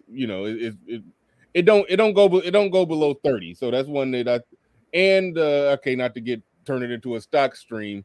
The short interest is still high on it, which means that a lot of people were betting that it's going to drop below $6 back when it was all the way down that low, and they only make their money if it dropped that low. But eventually, all those millionaires and billionaires that bet that AMC was going to go bankrupt after when Corona happened, they got their money sitting in there, and when they have to sell back their position, it's going to make AMC do what they call a short squeeze and just shoot up to the moon. So that's a good long bet, depending on how long it takes for them to give up on their position. So AMC is a good place to just have money sitting in savings. But what he talking about with Sheba and all the, that stuff that's going up and down like crazy, and you might, if you hop on it at the right time, it might shoot up. But if you hop on it when it's shooting up, and then it just so happened to be when it's time to go down, and you ride it down to the floor, then you lose your money. It's like I played that game for over like the last 4 months, and I made some money and lost some money, but at the end of the day, I broke even. No, I'm lying. I probably so I'm about safe investing. If you're long on a stock or a coin for good reasons, put your money there, buy and hold. But those meme stocks, there's some people who can play that game. Those meme coins, there's some people who can play that game. If you want to do it. But I had to get out on that because I was fucking off some. I messed up some money, but I am still in AMC. And AMC is still a good, safe, long bet. So that's where I'm at with that. Now, since guys feel like this, by some comments that's on the chat room, and this has been going on for a while, some people feel like there's too many guys who are like, say, dating coaches and the like. Who is the most resident stock and investments advisor in this space? I would say Ohene Imora. That's my personal favorite from Crypto Gang podcast. He talk about stocks, he talk about crypto and everything. I've interviewed him multiple times, and he's real good, and he know his stuff, and he's made a lot of money doing it. He ain't selling no course. Last I knew he wasn't selling no course. He just wants you to, if you just become a $5 Patreon of him, he'll give you a little 30-minute consultation. It's like He just he do it more with an energy. He just want to help. He just want to help brothers out. Somebody mentioned Ty. Oh yeah, Ty City be on it too. Ty City be on it too. But as far as somebody who got a really good thriving channel. I mean, there's other people that do it in this space, but Crypto Gang Podcast with Heenan Morrow, that's the one who got probably the most thriving channel doing it. Because he started out doing basically manosphere content, wrote a book and everything. He's basically he's a MGTOW. He's a MGTOW monk with it. Like, so he's in hardcore with that, but he set all that aside and he talked about that money. So shout out to him. And he's definitely one that does it. And of course Solo does it, but somebody who's out that Solo is all about crypto now. Yeah, but somebody whose channel is strictly about that, like that's what they do, and they're still technically in this algorithm. Yeah, I would say Crypto Gang Podcast. That is the one. So but shout out to Solo, appreciate the super chat. But man, I'm not even looking over at if I miss out, I miss out. I that FOMO, what they call it, FOMO buying, that fear of missing out, that will have you losing money. Like, so if I research something and I think it's a good trade long term, I can put something on it and just chill and sit back. But other than that, yeah, I went investment crazy for a minute. I went investment crazy, and I had to pump the brakes. So yeah, I'm a recovering addict right now, man. So don't be telling me something. Don't be coming in here telling me, oh man, it's going crazy. You gotta hop on it. You gotta don't make me go back, man. I'm sounding like Pookie. It be calling me, man. It be calling me. But anyway, all right. Anyway, shout out to Solo though. Definitely go over and check out Solo. He be giving some good game on stocks and investment. I forgot where we was at, but one thing I do want to say before we bring Obsidian in here, one thing I do gotta ask about that guy that was yesterday who, based off what he said, he's becoming a client of yours. Wait, hold on, real quick. Shout out to Osama Abdul. I think I missed it. Hold on, and it's gone. Damn, Bowdy, I saw you drop something, Osama Abdul. I appreciate that. ARC won't have to spank his kid them long talk. That's funny. He said he's just gonna talk your kid to death. He ain't gonna never have to. That's pretty good. Osama Abdul says BR, Old Man, GC, ARC, an unstoppable quartet. By the way, seems like ARC and Old Man have a full circle reconciliation. LMAO. Salute to Silent. He killed he killed it lately. Yeah, he definitely killed it on a few streams ago when he came on. What else we got going on? No, what I wanted to ask you before we bring Obsidian in, the guy who was on yesterday, who I believe became a client of yours, even when he told the story about women who wanted to have sex with him, he said it was something along the lines of she was ready to have sex. And how I knew she was ready to have sex, because she pulled a fire alarm, and he came in there, and then he said, "Hey, did you pull the fire alarm?" She was like, "Yes, I pulled it on purpose, so you'll come in here and talk to me." I'm like, now if that don't sound like a script from Brazers.com, like he sounded like he was just lying, making something up. That sounded like a porno script. Like, oh, wait a minute, you didn't hear that? I've been listening carefully. That's what he said was the basis for a woman. Yeah, he was. Yeah. No, that's no. Yeah. Well, so, that's why I'm like, what do you do with that, man? It's like, it's somewhat one. He was practically. I'm not trying to insult the guy. He became a channel member of me. He's a paying customer to ARC. This is not disrespect, but he came in as essentially, kind of, sorta, and then there he is in the chat. Okay. Well, can I say something? But there he is in the chat, but he's still a channel member. Shout out to him. But he, well, hold on, hold your thought, GC. He came in as somebody with very little experience. I don't even want to say incel, because people hear that and they hear a slur, but it may be very well descriptive in this situation. But he came in like that, but was trying to give advice. And then when he gave an example, it was like a clearly fake story. Like, this is somebody who, like, I don't know what you do with this, ARC. And I'm trying to figure out, like, what do a dating coach do with this? Like What do you do with it? I don't know. Well, I'm not gonna go into too much detail. Yeah, he what he did, he became a $20 Patreon subscriber of mine, which Okay. will entitle him to a 20-minute, which is not long, but a 20-minute consultation with me. But yeah, I'll probably ask him in that consultation, why does he think?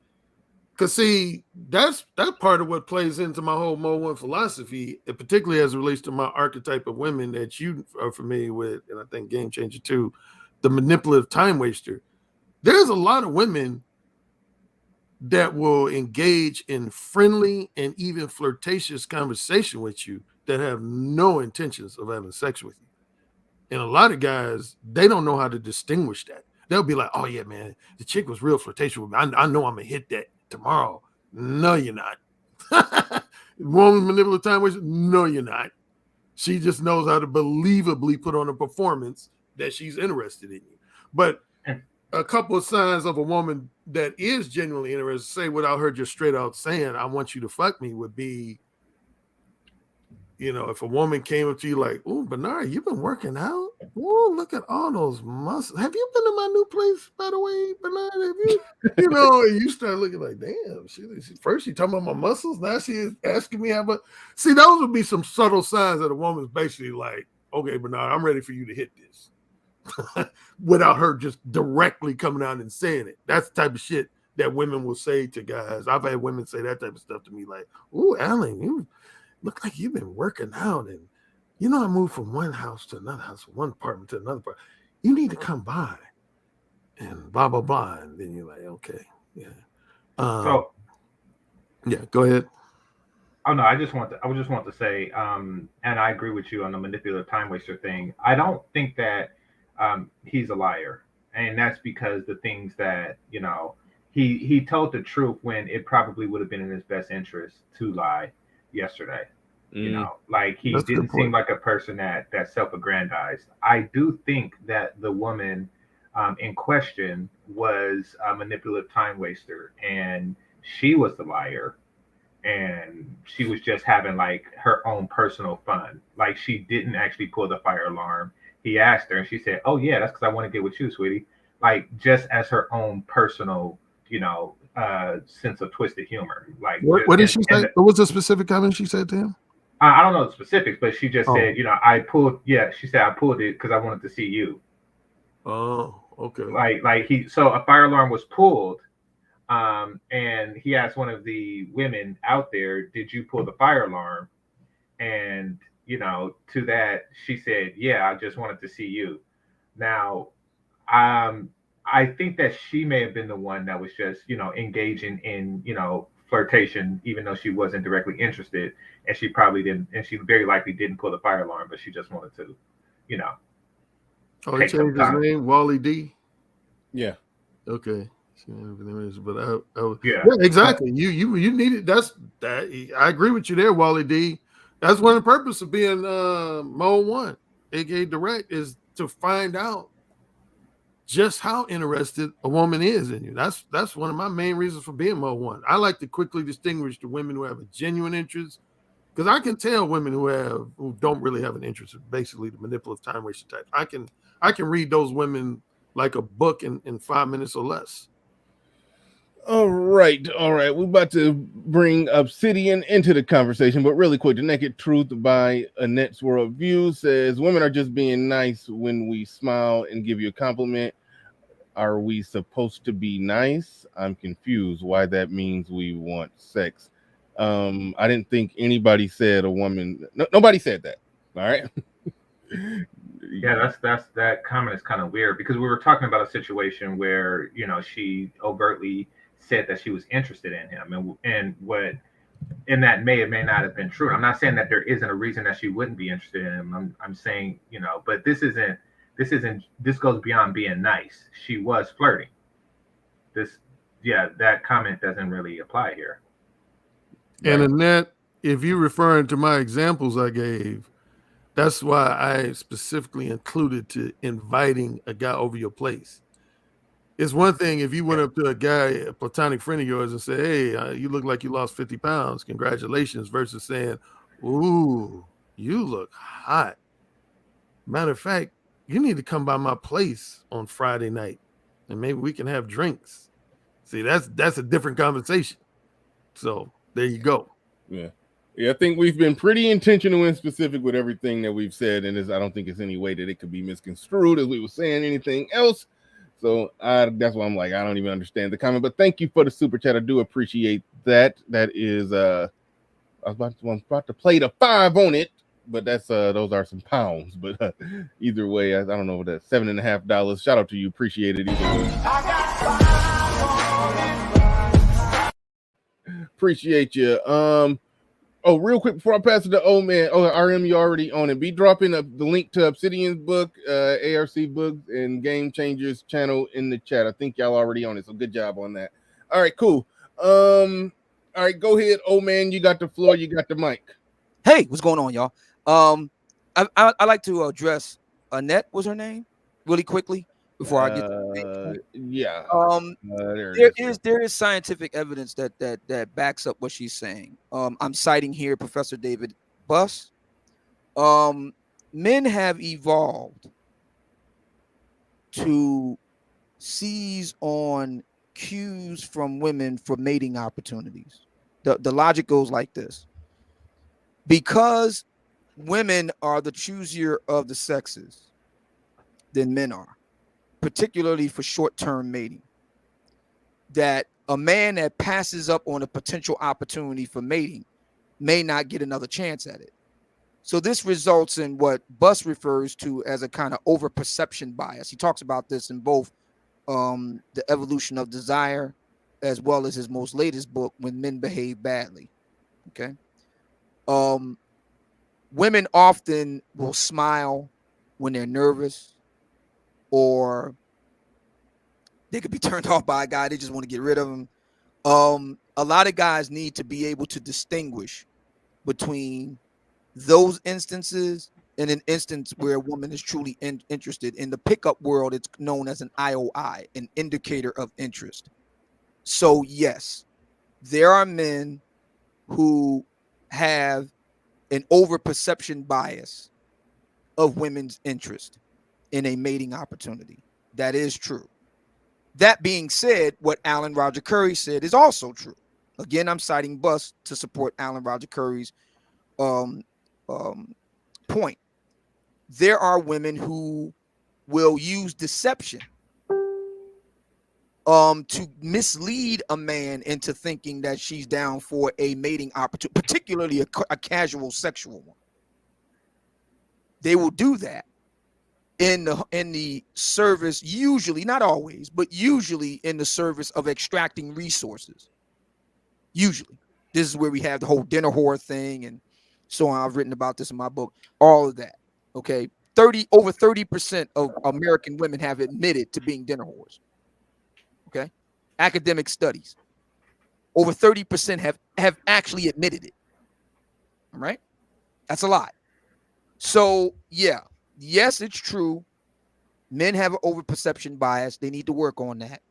It's also true that women can use men's over-perception bias, and Alan has talked about this in his books, particularly The Possibility of Sex. Women can use and exploit men's over-perception bias. So both are true. And in the case of men, in this case, we're aiming this mainly at men, black men. Yeah, you need to work on that. You need to be able to distinguish between a woman's genuine interest in a mating opportunity and when she's, either just being nervous or she's not interested, but she's nervous and she's trying to, do it a diplomatic way out. Because a lot of women are more neurotic than men are. A lot of women are very fearful, but they're more neurotic than men are. So a lot of times they'll be fearful and there's really nothing to be afraid of. The guy's not going to turn into the Hulk on you usually. But that's them. So men do need to be able to distinguish between when a woman is showing genuine interest in a mating opportunity, when she's not interested, but just trying to be diplomatic and friendly, or she's just being, platonically friendly. And in those instances where you're dealing with dinner whores. And that brings me to the point about dating coaches. The thing that was interesting to me about yesterday's events, Bernard, Allen, Game Changer, everybody listening, is that, and Pablo brought this up, and I thought it was a really important point that we can't, afford to lose sight of here. Here we have a gentleman who calls up to his show, Bernard, as you rightly pointed out, gives the impression that he's well schooled in the seduction arts and so forth. Comes to find out he's none of that. Far from it. And worse, when queried by you, okay, well, where did you study from? Who did you learn from? So forth. He cites Alan Roger Curry. But then it becomes pretty clear that he really didn't learn much from Alan Roger Curry. Like, please don't, if I got this wrong, please correct me. He did confirm that he never took any direct coaching from Alan Roger Curry. We got that. But did he also confirm that he didn't even read Alan's books? Is that true too? He said he owned one. Yeah. He owns Who Say It Again. He owns Who Say It Again. There's clearly no evidence that he's mastered the material based on what we heard yesterday. Clearly, there's no evidence of that. My understanding is that to the extent he's learned from Alan, it's come basically from his YouTube videos. Do I have that right? Yep, exactly. Oh, okay. Yeah. All right. Yeah. So this is my point. My point is this, and Pablo made this point. I'm piggybacking on him. He said he made the observation, and I'm paraphrasing Pablo. He said, it's fascinating that a lot of these guys will come up and talk about game and pickup and seduction arts and so forth, and come to find out that they're not actual students. These are guys who just hear stuff. It's like it's the equivalent of the street corner or the barbershop, where you kind of hear stuff. You hear bits and pieces of stuff, and then you kind of run with it. And what's fascinating to me is that is indicative of a larger problem in Black American life, and that's this: we don't believe that mating is worth something paying for. We don't believe that, and this is true not just of Black men. This is true of Black women too. Like, there's a reason why matchmaking services are virtually non-existent in Black America, because neither Black men or Black women believe in it. We don't use like for example, Match or I believe Tinder has a deal where you can like basically bump up your free membership and be a paying member. Like, Black folks don't do that. We use paid online dating services, apps. We use matchmakers. We use dating coaches. We use them much, much, much less than other groups in the country. We just don't believe in that. And my thing is, how's that working out for us? We don't believe in, Alan is a professional. The man's got 20 years that I'm aware of, about 20, better part of 2 decades in the game. Yep. He's a professional. We don't believe that we ain't professionals. We don't. And this is on both sides. What Black men, hang on a second, Game Changer. What Black men, I'm going to go easier on the Black women only because I'm not a fly on the wall with this. I can look on the outside looking in. I can do it that way. But with Black men, I know exactly how we do it. Oh, I know exactly how we roll. This is how we roll. We think we can pick up the intricacies of seduction arts and all the rest of it from guys that we perceive, because unless you're in the bedroom with them, because this is all about sex, let's get right to it. Ain't nobody talking about help me get a wife or how, matchmaker, make me a match. This is about, hitting it. So unless you're in the bedroom with them, you really don't know what the guy's doing. You're putting faith in what you see in front of you. That dude knows what he's doing and he knows what he's talking about. And we basically seek those guys out in our neighborhoods, the equivalent of the corner, the pool hall, the barbershop, sometimes literally. And we get some nuggets of wisdom from them, and we kind of go out and, kind of do pell-mell, helter skelter, and, throw everything on the wall and see what sticks. From what I've observed of Black women, it seems something very, very similar. Black women are even told to, if they want to discuss things further and all that, to get a consultation, they just flat out refuse to do it. If they can't get it for free, they don't want it. Now, my thinking is this, and I know what brothers are going to say. See, I can't speak for sisters, but I know how brothers are going to approach this. Why should I pay for all of that when there are brothers out there who can get it for the free? Okay, let's chase that down for a minute. Wait, hold on, make sure I understand this question that you're saying that they're going to ask. You're saying that they're going to say, "Why should I pay for a consultation? Why should I pay for coaching services, Okay. dating coaching services, etc.? Why should I pay for all of that when you got this guy who can just get it off the get it for free?" Okay, all right. Here's my question. If indeed that's true, and let's say for the sake of argument it is true, there's some guys out there, we can put a number on it, 5%, 2%, 10%, whatever it is. There are guys out there who are just, they're just preternaturally gifted in that way, and all you gotta do is just walk on the scene and smile, and boom, great. Now here's my question. Now it becomes a question of value. So if you're saying it's not worth the value, why are you interested in women that are worthless?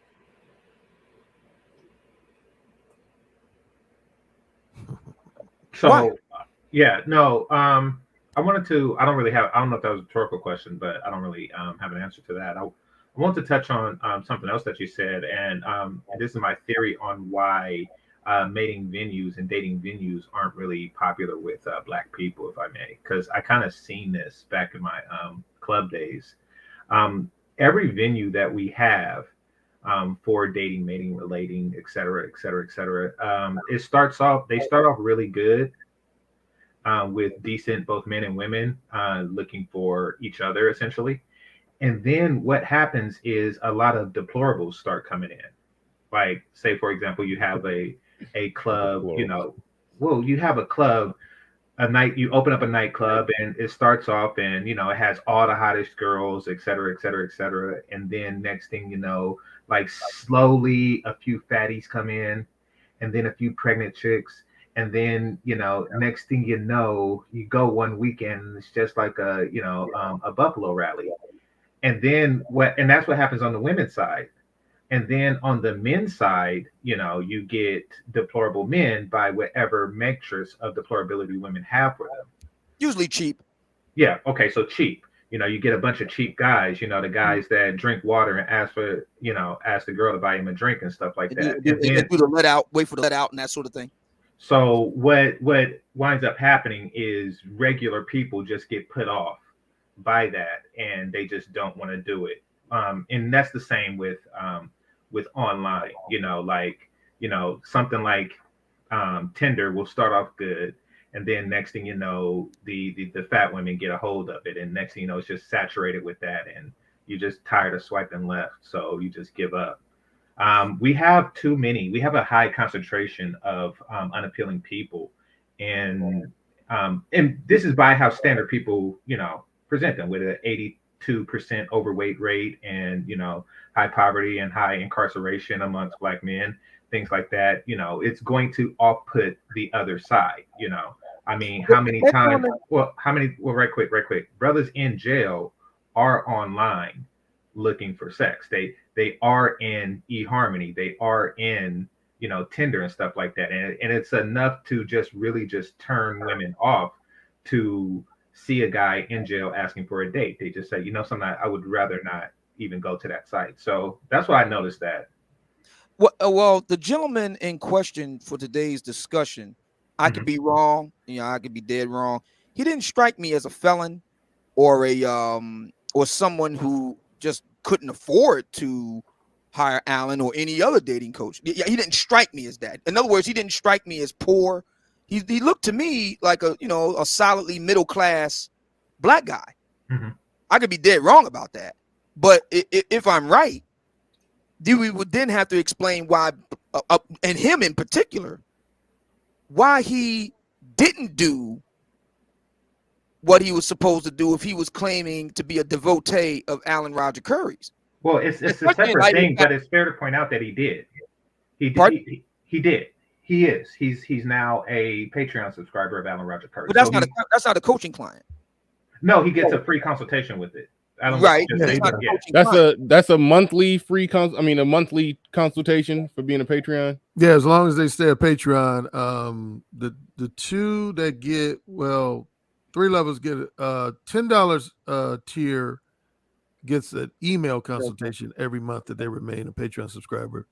$20 subscriber mine gets a 20-minute Skype, Zoom, or telephone consultation, and $50 gets a 1 hour each month they remain. And they can the benefit, they can break that up too. It don't have to be a solid hour. It could be 3 20-minute sessions in a month. Okay, I was about to ask so if somebody wanted weekly, I mean, does it just never mind. Your prices sound reasonable compared to what I heard other people pay. I was just about to ask, Alan. Let's not mess around with this. Straight up, man. Hiring you as a dating coach, how much does it cost? What's the rate? Well, my Patreon is by far the best deal. I mean, and guys know that, and that's why the smart guys become a Patreon subscriber. I'll give an example. I'm pulling up my page right now. Well, while you do that, I want to say the disclaimer that I'm not calling Duda deplorable. I'm not calling Cold Steel deplorable. I'm giving an example. Yeah, we got that. I understood. Yeah, I'm giving an example of why certain dating venues just get closed down or just people stop messing with it. Yeah. You make a good point. I want to speak to that point. Here's an example. Here's the difference, Bernard. If a person's a non-Patreon subscriber, 20 minutes with me costs $299.95. 40 minutes costs $550. An hour costs $750. Gotcha. Oh, damn. That's getting over. Huge difference. Yeah, you're getting over becoming a Patreon. You'd be surprised, don't believe it or not. There's at least a real small percentage of guys that have chosen to pay my normal rates. Like I had a guy about 5 months ago. He paid for a 1 hour, $750 session. And I even told him, I said, you could become a $50 subscriber, get out. He said, no, I don't want to become a subscriber on Patreon. And I know why he said it. He said, I just want this. I know why he said it. Oh, wait, what do you say, RC?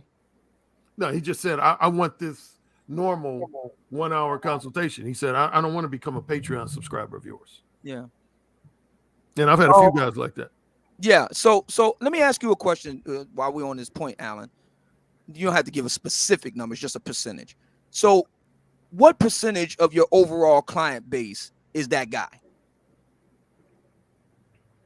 Patreon now, no Patreon, just overall. No Patreon. Patreon, no Patreon. I'd say somewhere between 20-25% of my clients are non-Patreon clients. Gotcha. And of that group that's going full rate, what percentage of them are black men? Of that 20%. Yeah. You think he's there. I know where you're going. Well, we had this discussion before, Obsidian. So we both know where you're going. Because I'll highlight one time, this was years ago, and Obsidian remembers. I don't think this was on your YouTube. This is when you were still doing Blog Talk Radio. But it might have been on YouTube. I can't remember. But I know the discussion. You were going in on black men for being cheap. And then you used me as an example. You said Alan Roger Curry said if he had to solely depend on black men for his yearly income, he'd be broke. And then you put me on the spot. You said, "Isn't that right, Alan?" And I acknowledged. I said, "Yeah, I said that." You said, "See, you black men, you guys are cheap, man. He has to depend on non-black men to earn his yearly income." Now that was years ago. So yeah, now I think that was like 2017 or something. Okay, so we're looking at 4 years ago. Okay, so fast forward 4 years. Here we are together again, and it would be different if it was a non-black man that came on Bernard Show. Or for that matter, I'll tell you what. Scratch that. He went on because we're tribal people. We tend to deal with each other in our kind. So let's say he went on a fill-in-the-blank non-black guy show that's similar to Bernard's, right? He went on there singing your praises, and the same thing happened, but the difference was all the players were non-white. Same thing happened that yesterday happened. That would be one thing. I can't even think of a parallel instance. Maybe you can, Alan. Maybe you can, Bernard. I can't even think of a parallel incident of a non-black guy doing something like that. All the non-black guys I personally observed, they're like actual paid, students and clients of the dating coaches that they sing the praises of. They just don't sit and watch, get stuff for free on YouTube and then go and act like and try to pass themselves off like, they studied under this master, that master. No. So there is something here. And I'm glad you brought up the events of 4 years ago, because it hammers the point home even more right now. This is unique to Black people. It's unique to us. Yeah, I didn't have my first one-on-one. That's my most expensive, is my one-on-one face-to-face coaching plan. I didn't have my first African-American one-on-one face-to-face until 2015.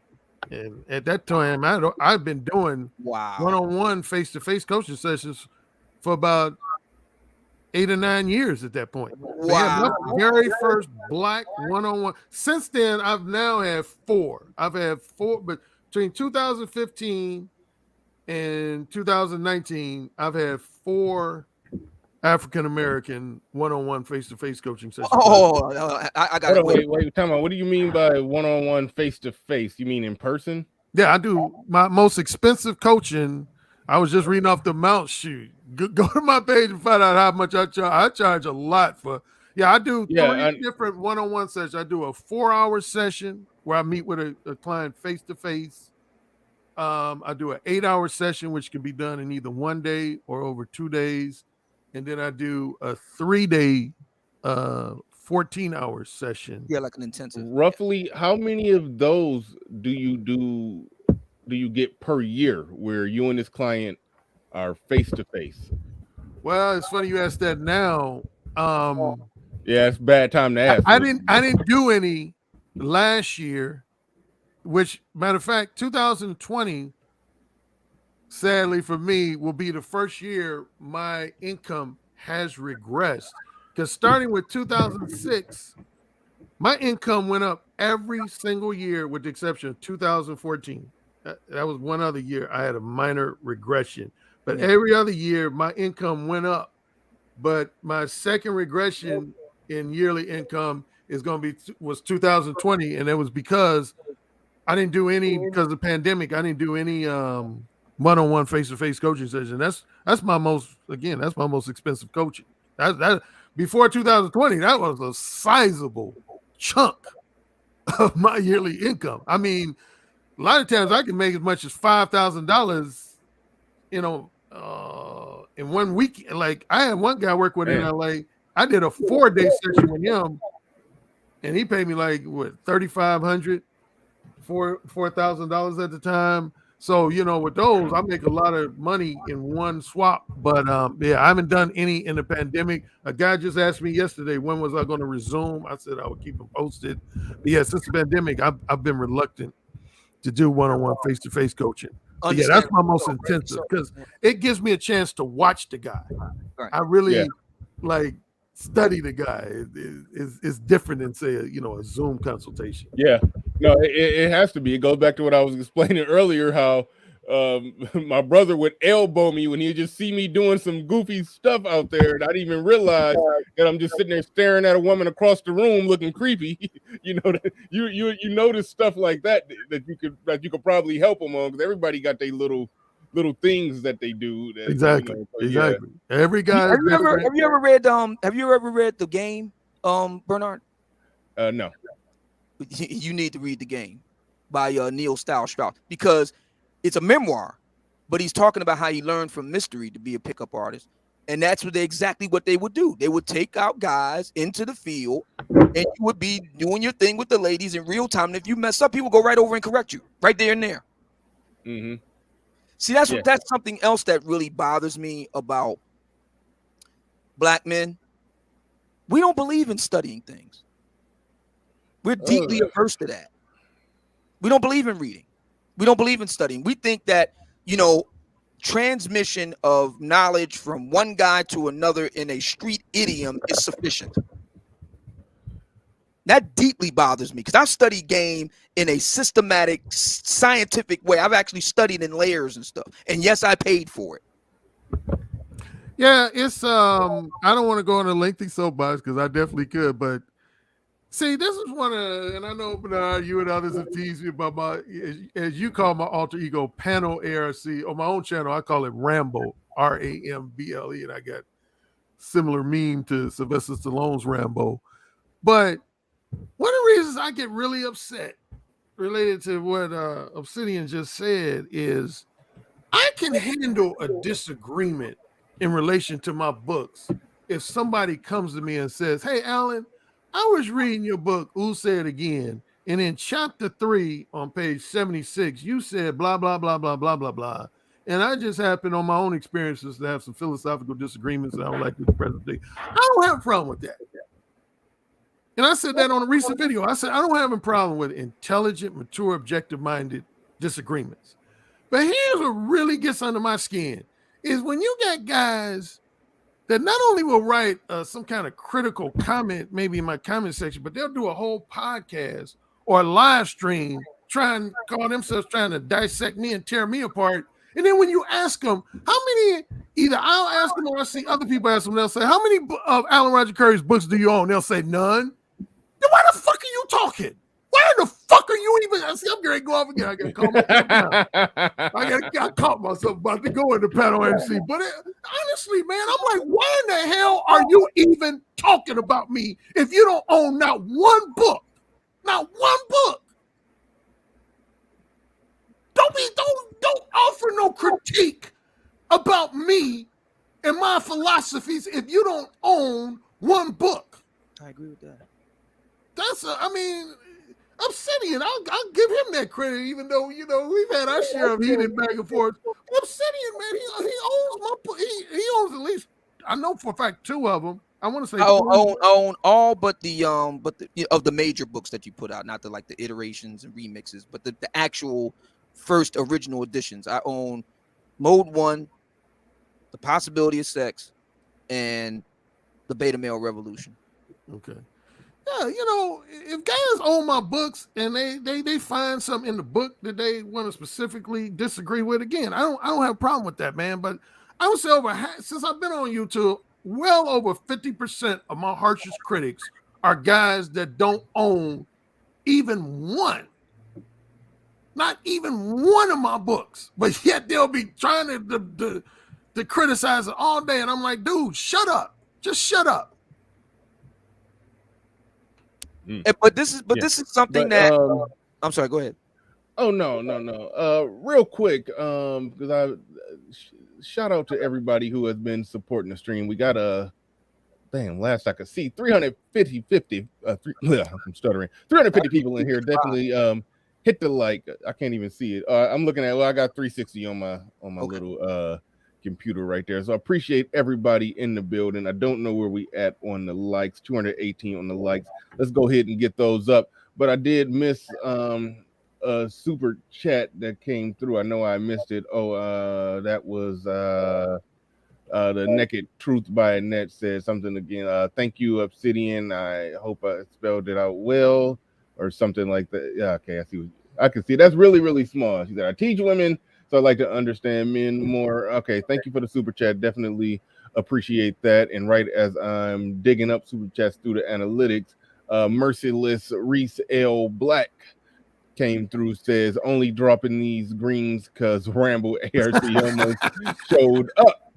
Salute. Absolutely. Yeah, I caught him quick, Reese. He caught it. He caught it quick. But yeah, no, that's that's too funny. Game Changer, you ain't said nothing in a minute. Was you? Yeah, I want to respond to his point about the club too. He made a really good point. He made a very good observation, very fair one. And I agree. Before the pandemic, before the whole MGTOW thing, if you will, Black America has been dying on the vine for a long time socially. That is to say, social venues, due to a common, and he's right. There is a element. I'm not going to use the word he used. I'll just use an element. There's an element that pervades otherwise nice venues for solidly middle class folk, right? It starts off good. We all remember the infamous Bella Noche incident. Some of you may remember that. If you don't, just type it in the search bar here on YouTube. You'll see what I'm talking about. That sort of thing. Starts off great, but then eventually the element gets in there and messes it up. I grant that. Fair enough. My question to Game Changer and anybody else that wants to answer then is this. Why is it that the solid middle of Black America keeps allowing the element to run the table? Culturally, we as a people don't believe in exclusion. because of civil rights and things like that. Exclude. We kind of have this. You know, we don't like putting restrictions on people because restrictions were put on us. The whole back of the bus, no colors allowed type thing. So, we would feel hypocritical to say, no deplorables allowed in my club type thing. I think that has something to do with it. I think you're right. I think you're onto something, and I think it's something that's hurting us. I think that was understandable in the past when collective action was needed, and we needed to kind of, we had bigger fish to fry and that sort of thing. But that was in the past. And black people that want to be together, because there's something else that goes along with what you said, Game Changer, about this element. We're assuming that the element wants the same thing that the solid middle of black people want, which is relationships, leading to, if not marriages, okay, fine, everybody doesn't get married, but as Alan would put it, and I like the way he worded it, I think is perfect, monogamous, emotionally profound relationships. Most people in the middle want that.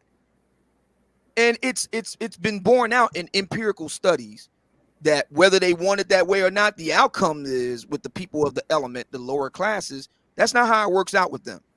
They have a different mating calculus.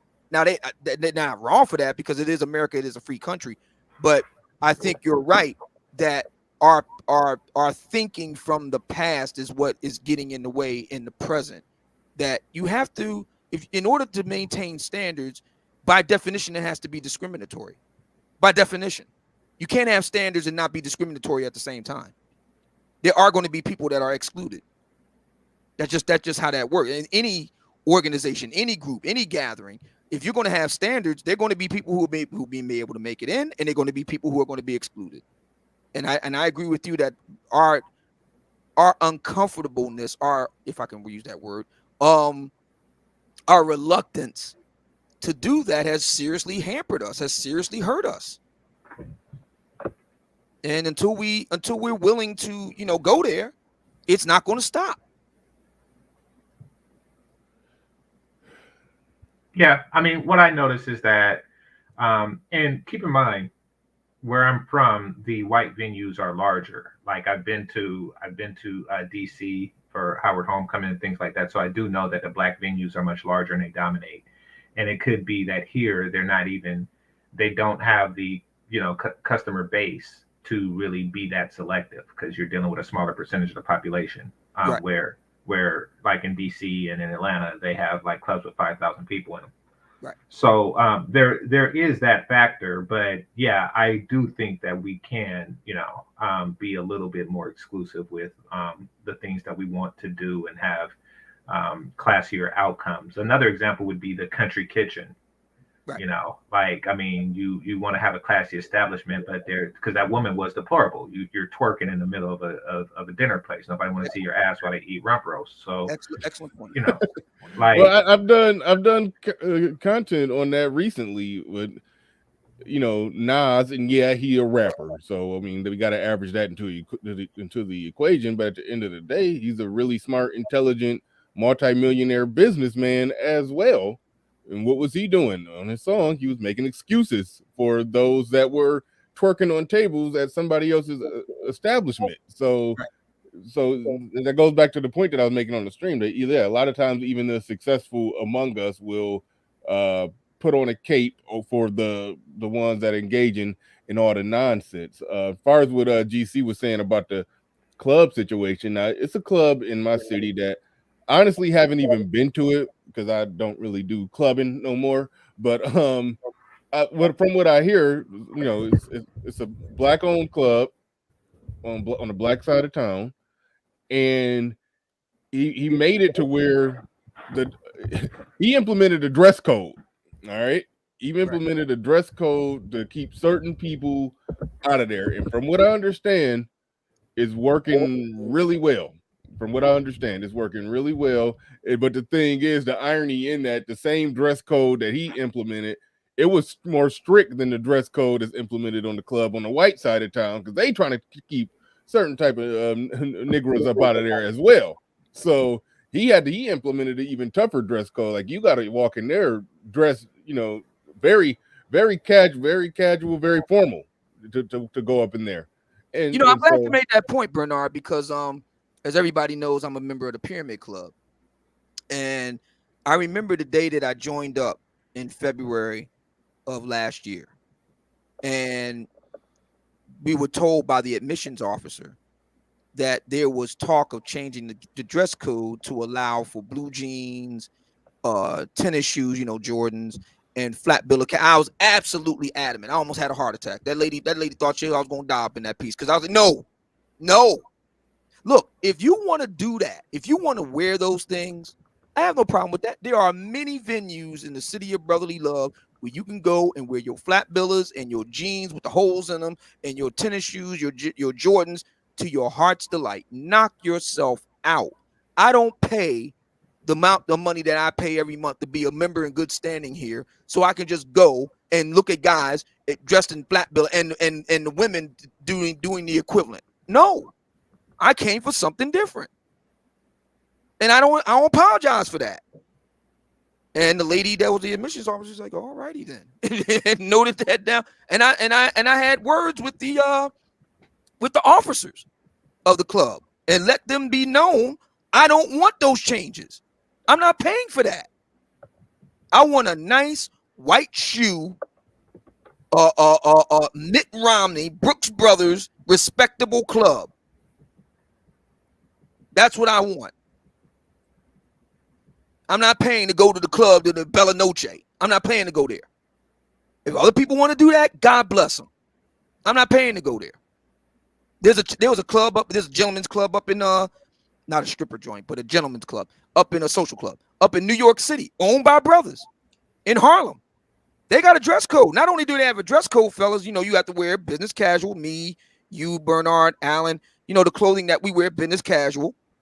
Not only do you have to do that, the ladies have a dress. Not only do they have a dress code, they have you have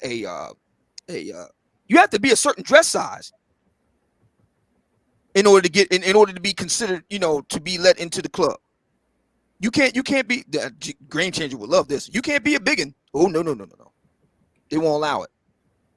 And that's what it's going to take. This is a gentleman's club now. The men are paying for it. The women ain't paying for it. It's the men paying for it. Black men in Harlem.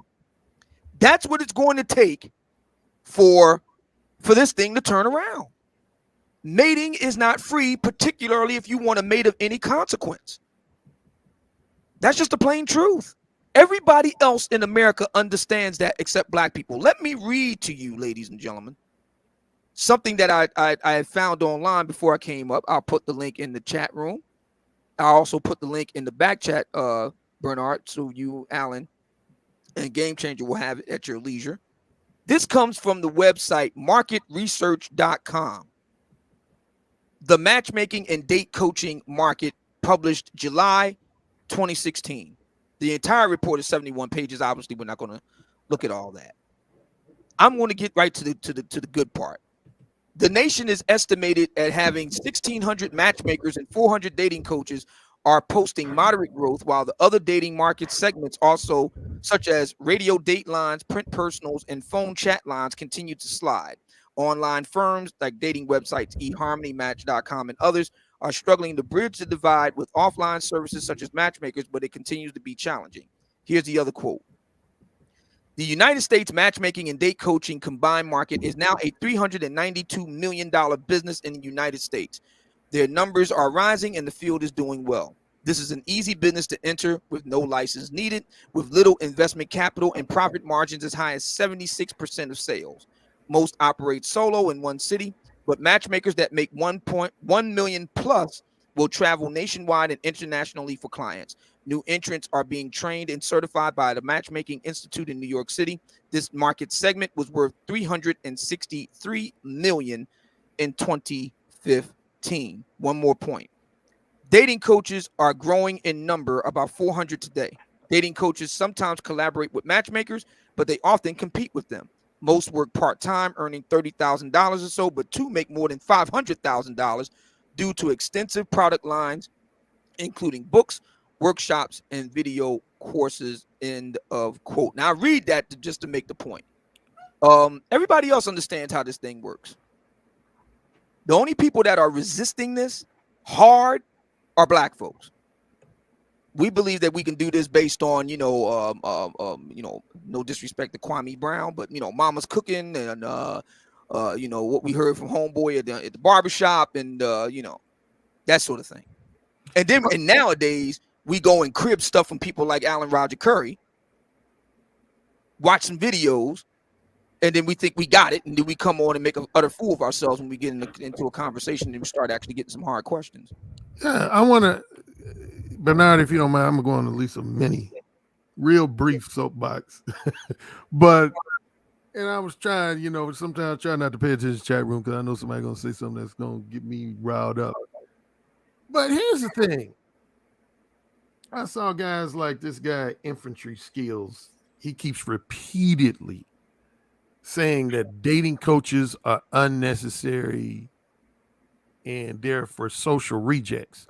Well, number one, what's your definition of a social reject? What's your definition of a social? We all got different definitions if we're going to go there of who's a social reject. For example, my extreme hardline, I think any guy who has a lot of women and emotionally manipulate women to score casual sex is a social reject. So that's like 75% of the men on fucking earth. So who are you talking about when you say a social reject? Your definition is probably different than mine. But the reality is, I find that dating coaches are to the 21st century what health and fitness trainers, because I used to work at a health club when I lived in LA Fitness. And a lot of my friends in that job, of course, were personal trainers. And they used to tell me all the time, man, they got hated on in the mid-90s. Personal trainers got hated on in many ways in the same way dating coaches do today.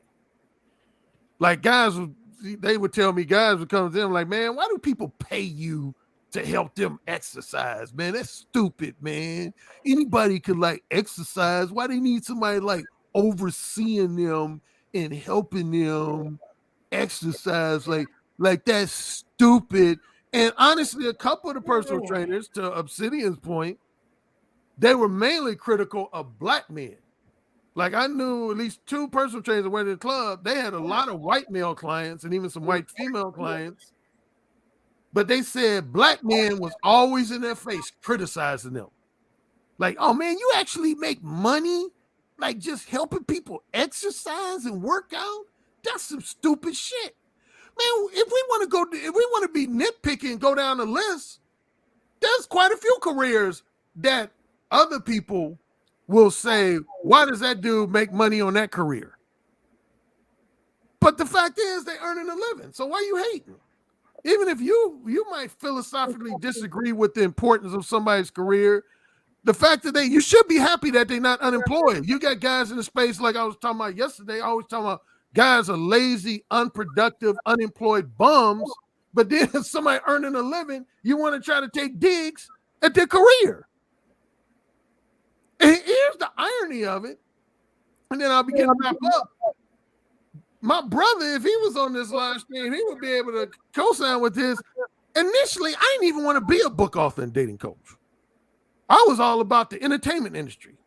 At one point, I thought, laugh if you will, I thought I was going to be initially the next Denzel Washington. I was pursuing an acting career. Then I switched to filmmaking and screenwriting.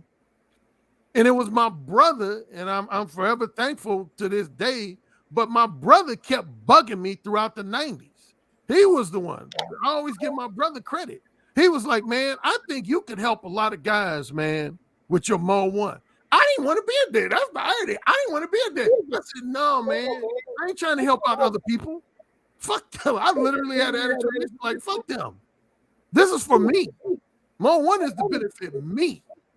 Fuck all the other dudes in society. And my brother literally, he kept saying, no, bro, I think this can help other men who are struggling, man, with their verbal communication skills and just the overall love life, sex life. So I kept brushing on them. Finally, around 95, I said, okay. I said, I'll put together a little pamphlet. You can give it to these guys that work for you in San Diego.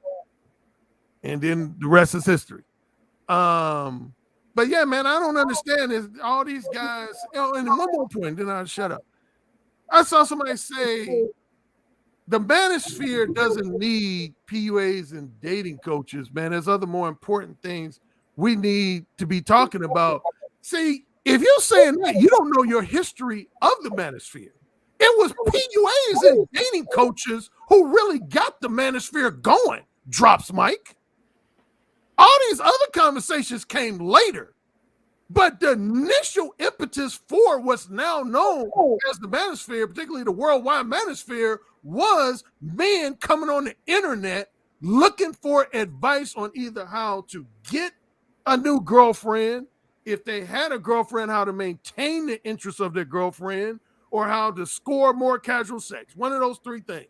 That was the initial impetus for the manosphere being created. And then what happened, a lot of conventional PUAs fucked up by guaranteeing guys that if you buy this product of mine, you're going to be essentially an overnight ladies man, an overnight womanizer. And then when those guys can get the results, their love and adoration for a lot of these PUAs turn to hatred, which caused PUA hate to arise. And then you start having guys coming out like Rolo and Red Pill MGTOW guys and guys basically criticizing the PUA movement and dating coaches. But initially, again, it was PUAs and dating coaches that got the manosphere rolling. That's interesting. Damn it. I walked away and I came back. You were saying something real interesting. You said that Rolo and who else was that came out criticizing the PUAs? Well, first, what happened was, did the PUAs, hold on, I guess, like Obsidian mentioned the game. That's what took the whole, it was already, the PUA community already had like a small cult following. And then when the game came out, that made the PUA community more mainstream. That came out in 2005. And so what happened, a lot of guys start sprouting up. A lot of, at least half of them were probably what I would call mystery method copycats. And they start, the single biggest mistake they make that I've never made, they start guaranteeing guys. They start having marketing where they basically said, if you buy my CDs, DVDs, attend my boot camp, I guarantee you that within 4 weeks or less, you'll be a top-notch ladies man and womanizer. And then when these guys saw that they weren't getting them results, they would ask for a refund. And a lot of these PUAs, some wouldn't give them a refund at all. And the majority would give them only a partial refund, like maybe a 75% refund. So like if you paid to go to boot camp, let's say you paid $2,000 and you felt like it wasn't giving you the results that they guaranteed, and you asked for a refund, you might get $1,500 of that $2,000 back. But the PUA still made off with $500 of your money. So when you had too many guys complaining, that's what led to this website message board that was real popular. I'm talking about millions of unique visitors per month, called PUAHate.com. Elliot Rodger was the one who got that site shut down because he was a member of that message board. I never had any direct interaction, at least none to my memory, but he was an active member on that site. And but yeah, PUA hate, that was to me the first turning point when the manosphere start being more about just, in number one, in general, other conversations, and more specifically the anti-PUA, anti-dating coach sentiment. Because guys on PUA was basically like, all these guys are scam artists and snake oil. But I be forgetting the timeline when it comes to the pickup artist community, PUA hate, all of that. The manosphere was technically in existence before all the PUA stuff, correct? Yeah, the manosphere was just an informal name. But how it started, you can say it started as far back as the late 90s. A lot of guys wanted to go to certain message boards, discussion forums, and blog sites so they could discuss sensitive issues related to being a man. It could be sex, it could be they going through a divorce, whatever. And they didn't want interference from women because they felt like interference from women was going, taint the discussions. So guys would make promises who ran a certain message board, discussion forum, or blog site. They say, hey, if you come to this site, I guarantee you there'll be no women here. Like a site I used to post on that contributed to my growing popularity at the time was askman.com. On paper, that was the objective of askman.com. It was supposed to be a place where only heterosexual men could come and discuss shit. But then what you had a lot of women that would come pretending they'd have like a man's username, Brian Johnson, but you would tell by their commentary that it was a woman. And yeah, we get those up in here too. They still exist. Yeah, and you know what's strange about that is I wish that they would just go ahead and just say, "Look, I'm a woman. I have a question." I could roll with that. Why pose as a man? Well, after a while, they did on Ask Man. That's exactly what a lot of. After a while, I say. Well, they obviously to answer Obsidian question very directly. They obviously do that so they can that's their little covert way of trying to influence men, make it seem like it's a man who's saying all of these things that's really to the benefit of women, but trying to package it in a way to where it sounds like he's giving good advice or information to men. I mean, it's just classic infiltration. I mean, well hold on a second. So Alan, in the case of Ask Men, Alan is the guy that's the expert. So he's the one that's giving the information. We know he's a guy. You're telling me that women are coming into the forum on Ask Men under the cover of being a man, giving out advice? Oh, yeah.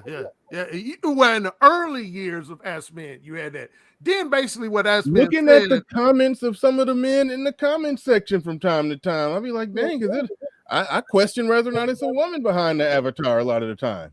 Then after a while, Ask Men just basically said, okay, it's going to be primarily for men to seek advice, but we'll let you ladies come too. But the problem with that, okay, I'll use myself as an example. Now, here's what's interesting. You know, on YouTube, I get pretty much nothing but male haters and critics. The one time I had as many, if not more, female haters and critics was Ask Man. When I posted on there between 2002 and late 2006.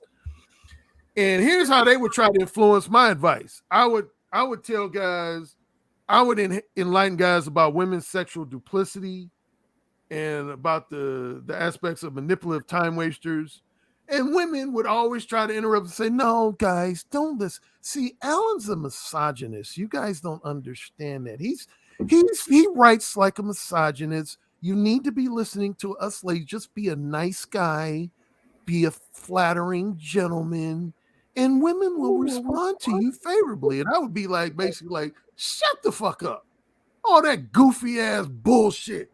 I didn't know the term blue pill then, but I probably would have said, shut up with all that blue pill. I would.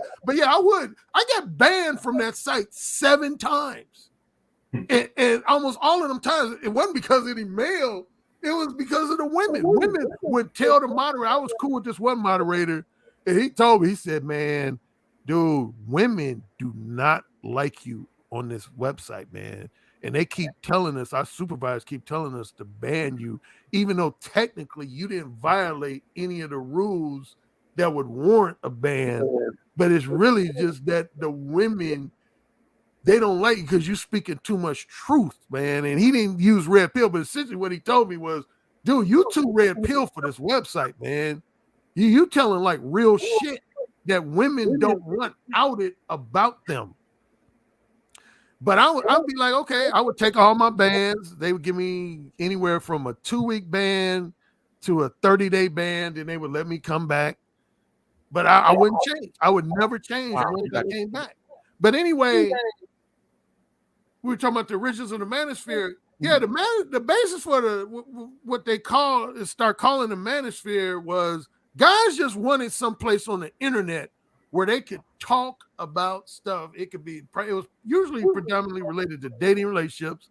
Right. But it might be some related with some guys, it might have been stuff related to fatherhood, like they were married and a husband and father, and they wanted some advice on raising their kids. Right. A lot of second to dating relationships was fitness. A lot of guys wanted to know how to lose weight or gain weight. But again, the unifying factor was they was like, man, we don't want no women on this site, man. They gonna try to tell us shit that's different from the men So they would ask who was ever sponsoring the site, can you please guarantee? But there was really no way to guarantee on the internet because you can't, unless you have somebody, everybody who signs up for your message board, they have to show you some kind of, video. Well, even then, a woman could use a brother to sign up and then get on. So after a while, guys is just like, had to wave the white flag, like, man, there's no way we can guarantee exclusively men, because women are going to try to infiltrate. And it's for a lot of the conversations that go on today, man. Certain women, anything advice they hear, including a lot of my advice, that's not going to be to their self-serving objective. Like with my criticism of the manipulative time waster, those women didn't want guys saying, oh, well, shit, I'm only going to spend money on you if you're going to give me some pussy. I ain't going to just treat you to 3 dinners. And, women was thinking, shit, this motherfucker Alan Roger Curry fucking up our bag. We gotta demonize this dude. So they would call me on the side. They would say, Alan Roger, people would start posts. It would say, Alan Roger Curry is a misogynist. Please don't let him back on here. He's saying that men shouldn't spend money on women. That's anti-gentleman behavior. He's a misogynist. Who hurt you? Your girlfriend probably dumped you and you're angry. And I would just say, shut up, bitch. And they would say, well, Alan, you said bitch. You can't say that. Call her something else. I said, okay, shut up, ho. But anyway, hold on. Wait, is that? I'm hearing an echo, yeah. Yeah, I'm trying to fix my mic settings here. So I think just get some headsets. I think it sound like the feed from the show. We're hearing it come back. We're hearing it play back. But if you had headsets on, I do have a headset on. Okay, well then, I can't exactly explain that. Just try to control your mute unless you're talking. Yeah. Now I got background noise coming from this coffee maker. So then the game. Damn, Pablo, come back when you can, Pablo. It looks like you came back. You dropped down like you're having some connection issues. Man, okay. Well, shout out to F Holiday in the building real quick. He said their mindset, black-owned means we could do whatever we want. He's going back to what we were talking about previously. Shout out to you. Shout out to everybody in the building supporting the stream. Go ahead. ARC, did you wrap up what you were saying, or? Well, I'm gonna quickly wrap it up. It's actually me repeating what I already said, but yeah, the manosphere went through a phase because again, when the game came out, almost every guy in the manosphere was PUA crazy.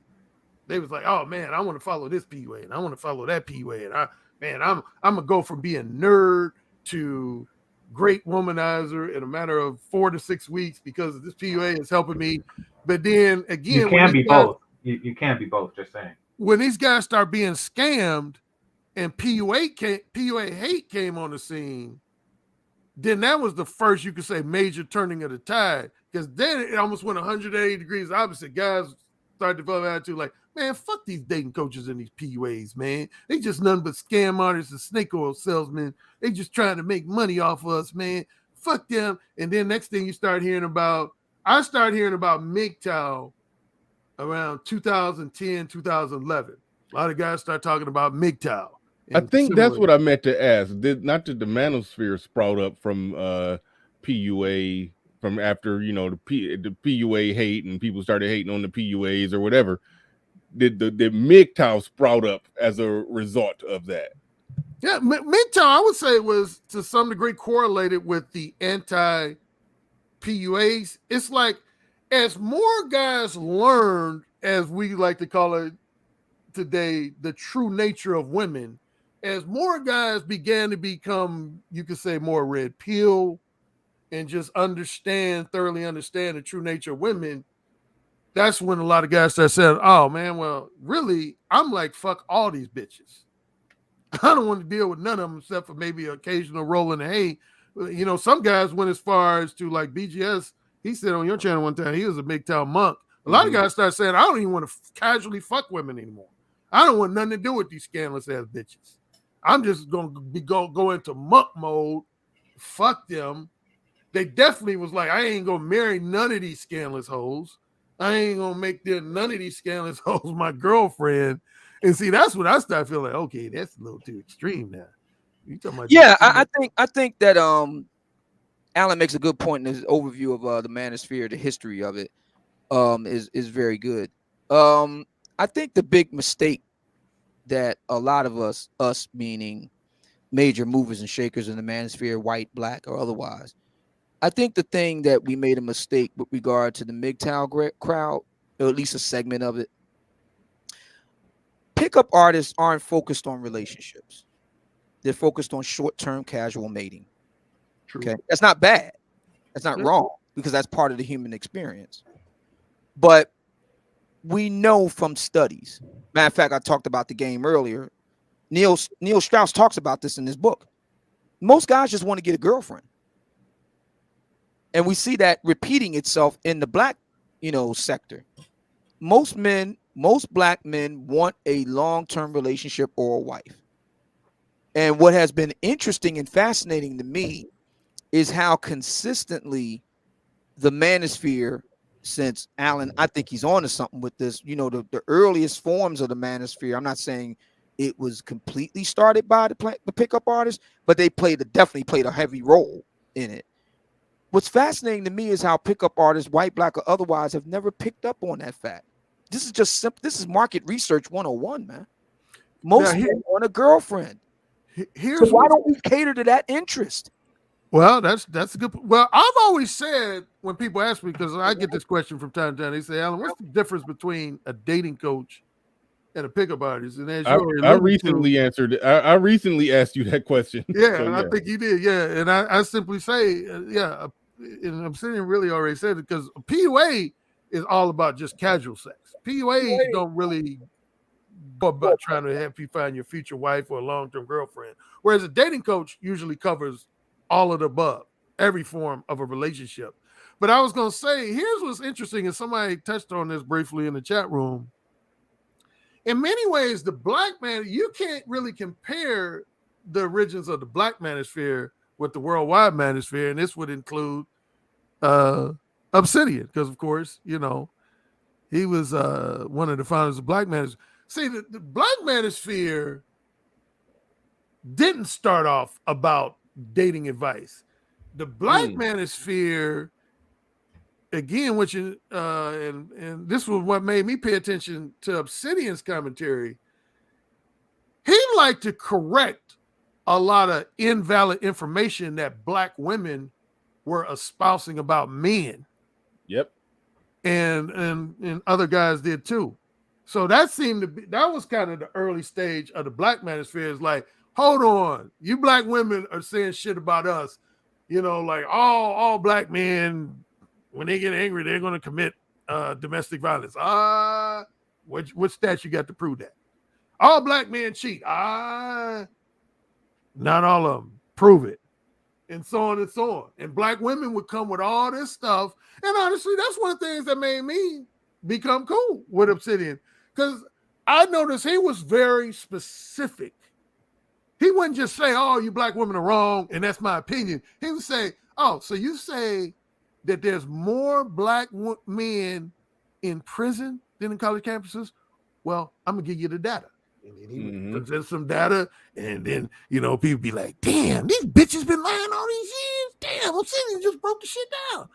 And so that's how the Black Manosphere Origins was different. It was about counteracting and exposing lies that have been allowed, that have been basically given a pass. And I said early on, I hate to pick on, well, no, I don't really hate to pick on. I think a lot of this stuff, you can say it was other women too, but Oprah to me contributed heavily to a lot of things, invalid things that black women said about us, given a pass. It was like a lot of black women said, well, if Oprah said it, or if Oprah co-signed on that, it must be true. No, try again. And so yeah, the Black Manosphere, yeah, it had a totally different, and then it almost was the reverse, whereas in the worldwide manosphere, dating coaches PUAs kind of came first, and the other guys came after that. In the Black Manosphere, it was guys critical of, again, invalid assertions by black women that came first. And then because of my friendship, of course, with Obsidian and then later O'Shea, I came into the black manosphere and guys were, oh, it's a dating coach. And then, of course, other guys follow, and people was like, oh, man, next thing you know, it's like, man, why are these motherfucking dating coaches here, man? Fuck these dudes, man. Get them out of here. This ain't what the black manosphere is about. We ain't about that dating coach and PUA shit. Get them out of here. And again, that's related to how the black manosphere started. So, anyway, I just want to throw that in. All right. W.L. Fonzo in the building. Thank you for the super chat. Appreciate that. Shout out to Lucario. Saw Lucario down there. Yeah, he disagrees with the market research. He disagrees. He argues. Well, he doesn't disagree. He argues an explanation. Let me put it that way. Yeah, he argues an explanation as to why I'm talking about black men here. Why most black men. I'm citing my source, NPR. Would have been the summer of 2013. 54% of black single and childless black men, when polled by NPR, the Robert Wood Johnson Foundation, and Harvard University School of Public Health, said that they wanted either a wife or a girlfriend, versus 25% of black women. So that's one of my sources. He says the reason why that is because a lot of guys don't have the wherewithal to spin plates and get multiple lovers. That may be true, Mr. Lucario. I don't know. See, I go by market research. So I would have to investigate why those 54% of black men, single and childless, wanted a relationship or a wife. You could very well be right. All I know is they do. And all I know is we're not catering to that interest as a burgeoning, growing industry. I'm talking about black male dating coaches for black men. As a burgeoning market, we're not catering to them. Why? So, Obsidian, I'd like to answer that question. I think the reason why is because it's not really exclusive, meaning that a person who can become a womanizer should also take one of the many women at his disposal and turn them into a girlfriend/wife. I think that's the thinking behind it. I know that that's not as easy as it seems, but I think that that's the thinking behind it. And therefore, if a person says, I want to sell you the concept of getting many women, they feel that they themselves at that point would be able to shift that concept into securing one. I think that's a plausible explanation. Mm-hmm. I just think that it's fascinating to me that as businessmen, I mean, my guiding star, my North Star is, the lingua franca of business. So I look at what the market will bear, and then I give the market what the market wants. And it's clear to me that there's a market for what we're talking about here. There are more black men married than black women. That's a fact.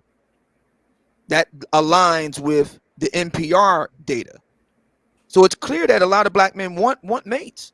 And it's fascinating to me that there's nobody catering to that. It just fascinates me. Well, see, here's the thing. Here's the thing with that. And shout out to Lucario. I'll put that link in the chat. Hey, Lucario, whenever you see that link in the chat, man, you're more than welcome to take it. More than welcome to take it. Just throwing that out there in case if you wanted to come get a piece of this conversation. But this is what I've noticed. And actually, Obsidian, we've talked about this. How with a lot of dating coaches, on the outside looking in, is like they sell, I guess to call it a player lifestyle, a hooking up, lots of women, fuck these bitches to sleep, all of that. But in reality, I think even AMS, he mentioned, 80% of his clients are guys who are just happy if they can just get one girl, they can just get a relationship. And so that's part of what they do. If I'm understanding right, and ARC could speak to this, is that and I'm about to draw a parallel with ARC. He talked about mode one, and he's admitted to that he's told maybe 30 too many mode one hardcore stories to where people come in like, dang, I want to be able to walk up to a woman and just say some ill shit and get the pussy and all of this and all of that. But then you get a gentleman like Code, I forgot his name, Cold Steel or Wally D in the chat when he goes by. You get somebody like him, it's like, whoa, hold on, slow down. let me take you slow. You find out about him, and then you might find out that reality is, man, this dude, he just happy, he just happy with one chick. So you end up probably coaching him on how to just get one girl, how to just get a girlfriend, how to get a relationship, how to maintain a relationship. And that's what AMS even said recently, that most of the people that he talked to, most of his clients, are people that that's a lot of his coaching. He's coaching them on how to maintain a relationship. But for whatever reason, men can't exactly, or don't. I'm assuming men can't exactly sell that. I'm the guy who's going to teach you how to maintain a relationship. No, I think what they sell is, I'm the guy who can teach you how to get the pussy. But behind the scenes, they're really talking to guys about how to get a relationship and maintain it. Is that ARC? Do you think that's fairly accurate to what goes on with male dating coaches? Well, this kind of goes back to what some of the commentary when I was talking about the origins of the manosphere. See, here's what happened with Mystery Method. His main marketing sale was this. A lot of you nerds are probably under the assumption that only, really handsome, as they call them nowadays, Chad types are the ones who can score casual sex. And Mystery basically came out with the attitude like, no, I can teach even you nerds and geeks how to score casual sex. And that's right. That was his claim to fame. As a matter of fact, that was his VH1 show. It was called the Pickup Artist, and the tagline was that he could take a zero and make him into a hero. Yeah, the nerds and geeks was like, really? Are you serious? You mean like I could be getting as much pussy as like maybe like Brad Pitt? Really? So that's what made it all about casual sex, because a lot of guys who were, say, nerds and geeks, they already felt like they had the potential to possibly get a girlfriend, even if they didn't have one at the time. They didn't feel like that was totally out of reach, but they felt like being a ladies' man, a womanizer, was out of reach, and Mystery Method changed that. So now moving forward with other PUAs and dating coaches, including myself, yeah, I've had a mix of both. Pretty much ever since I've been a dating coach, I would say no less than 50 to 60% of my clients were more so interested in either short-term, non-monogamous casual sex, or if not, just straight casual sex, some form of polyamory. But I've definitely had guys that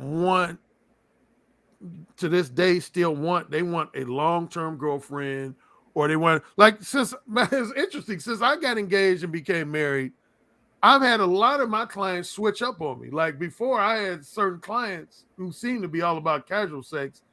And then in the last year and a little longer, guys have been saying, hey, Alan, can I confess something to you? I said, sure, go ahead. They said, really, man, I don't really want to be a womanizer. I want what you got, man. You got like a wife and a son, man. That's what I really always wanted, man. I don't really want to just fuck a bunch of random women, man. I actually really want what you want. I've had quite a few clients make that switch in confession to me.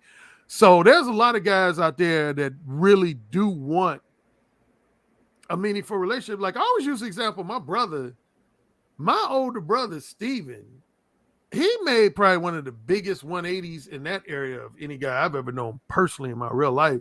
Like my brother, he was a big time ladies man and player, say starting with late high school all the way up until about his mid 30s. And then just all of a sudden, man, he just started expressing me. He said, man, I ain't feeling casual sex no more. I'd be like, really? He'd be like, nah, man. He said, man, I might as well have a fucking blow up doll for that shit. He's like, that don't do nothing for me mentally and emotionally. He said, in terms of physical pleasure and satisfaction, sure. Yeah, it's enjoyable in that regard. But he said, mentally and emotionally, man, I don't get anything out of casual sex. And he like literally began to like hate. Like he's never been a fan of my book, Who Said It Again? Doesn't like it. Because he thinks it's too much around casual sex. He's like, dude, nah. I don't. And he started beginning with his mid to late 30s. He began looking for his wife. And he found her in 2006. They got married in 2008. He's been happy ever since. But yeah, he definitely did like a complete 180 in his attitude towards each one. And so, Hey, Mark. Pablo, you got the floor. You got the mic. What's good? What's going on? Hey, Pablo. What's up? So did I characterize your position earlier right? Yes, you did. Yes, okay, I just want to make sure I had it right. Okay, go ahead. To take it a step further, the reason I asked the question I did yesterday is twofold. The other fold has not been discussed, and this is it. A few months ago, I was on Dennis Sperling's channel, and a brother got up on his show, and Dennis is an attorney, and this particular guy was a truck driver. He was riding around in his big rig, and he basically told Dennis that, you should offer your services to me for free, pro bono. And his reasons for doing it was, you a brother man, you a black man like me, you should do it for the community. We all black, ain't we? Your mama black. The whole thing. Uh-oh. Pablo Fresh Cobar, we lost you. Yeah, it sounds like he ran into a bad spot. He might be mobilizing. He probably ran into a bad cell spot. Yeah. But again, this goes back to that discussion me and Obsidian had back in 2017. You remember Obsidian, you started saying, man, brothers always want the hookup. They always want the hook me, man. Can you hook me up? They do. But see, here's the trick, though. Here's the one thing we've discovered since then. That remains constant. What we've discovered since then, shout out to Kevin Samuels, is that black women ain't that much different. They want to hook up too. Black men and black women believe that mating, particularly mating with high quality mates, should be free. And how's that working out for us? Yeah, people always want them hookups, man. I've definitely had my share of those over the years. For damn sure, brothers be like, "Hey, man, can I have an hour consultation with you? But I ain't got no money though, man. But can you hook a brother up, man?" And it's consistently. I hate to say it, but it's consistently the brothers that do that to you. Oh yeah, I won't even deny that. I don't think I've ever had a non-black person try to persuade me to give them a free hour consultation, 20-minute whatever. But man, if I ain't had a bunch of brothers over the years that have been like, "Hey man, I'm like kind of tight right now, but like, can you give me the hookup, man? Like, talk to me for 2 hours, man. I watch 2 hours. Did he actually say 2 hours? Oh, dudes be like, yeah, they'll be like, man, they'll usually say, like, since I've been on YouTube, guys be like, "Hey man, I watch all your videos. I comment on all your videos." Like, they basically saying that should be currency enough. Like, I'm a supporter of all your videos, man. Yeah, but I ain't got no money, to actually pay for a consultation. And that's why, that was one of the reasons why, in reference to that conversation me and Obsidian had in 2017, I told him flat out, I said, man, if I had to solely depend on black men to support my career as a dating coach, I said I would be broke. Yep. No, I'll take it a step further. I remember the day when I asked you, and I remember, and I'd never forgotten it. You said you'd be homeless. I probably did. Yeah. Shit, I mean, and that just goes to the point. I mean, there's a brother in the chat room, and I'm not gonna. He's been, going back and forth asking various rhetorical questions, and I think his questions are fair because they go to the heart of what we're talking about here. He asked, "What percentage of black men need dating coaches?" Well, we can answer that question by looking at the percentage of black men that are single. The majority, they're actually more never married. Hang on.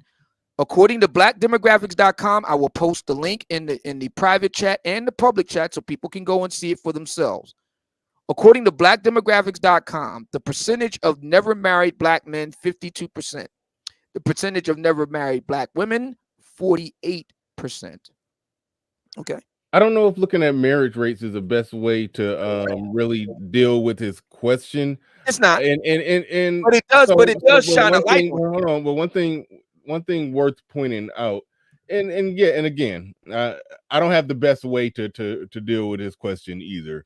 Black men do have the stereotype of of having more game, and so I do think that could be an aspect of it as well. Is that most black men feel like, we don't necessarily need it, or we don't need to get coaching from somebody. I do see that being part of the equation, even though I mean it's something I haven't really thought about that much. It's honestly something I haven't thought about that much.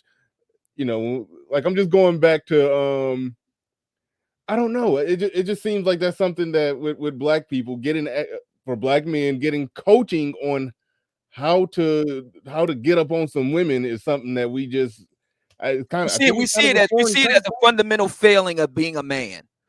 I think We so. see, I we see actually paying for expertise well, in no, the that's something area that of relations. Hang on, in the area of social relations with the opposite sex, we see that as a fundamental failing as a man. Culturally, I would also suggest that if you are a black woman and you seek out those type of expertise in the opposite direction, you're seen as now you're seen in a different light. See, you're seen as a suck up. You're seen as a bootlicker to black men. You're seen as the proverbial pick me. See, this is very dysfunctional culture that we're dealing with here. This is so fundamentally out of step with the rest of the country. And it really does raise a question. Like, there's a brother in the chat room named Jack who made the point, dating coaches can't solve a set of systemic problems. I call cap on that, Obsidian. Okay, let's examine that. So what systemic problems are we talking about? I think that one of the systemic problems we got is that we're increasingly insular as a society. And how are we going to be able to meaningfully get along in a 21st century that is increasingly globalized and interconnected when we have such an insular way of looking at things? Everybody else uses matchmakers and dating. I was just watching a documentary last night. Did you know that the Islamic Republic of Iran has state-sponsored matchmakers? Did you know that? Nope. Yeah, it's true. They have state-sponsored matchmakers because they're having a problem in their country with the situation over there, with mating and whatnot. So they got actual state level, state intervention. But here we are in Black America. Hey, you tricking? That's game. You'll pick me. Where do we go with this? Yeah. Where does it get us? In China, they have whole parks where the parents go to post up their single children and talk to other parents to get their children married off, their adult children. I've seen that on Leftover Women. Yeah, that's true. That was funny. Yeah, and to finish up my point, what I was saying before I got cut off there, I was over on Dennis Sperling's channel, and the brother wanted Dennis to offer his legal services to the guy for free, under the guise of, we black, ain't we? And it just seems to me that with black men in particular who offer a particular area of expertise, it seems like we don't either value that person's expertise or we don't think it's worth anything. Yep. Exactly. So, and I don't doubt Alan's ability to help people with their social skills, with their communication skills, and be able to help them do better with women. I don't doubt his ability.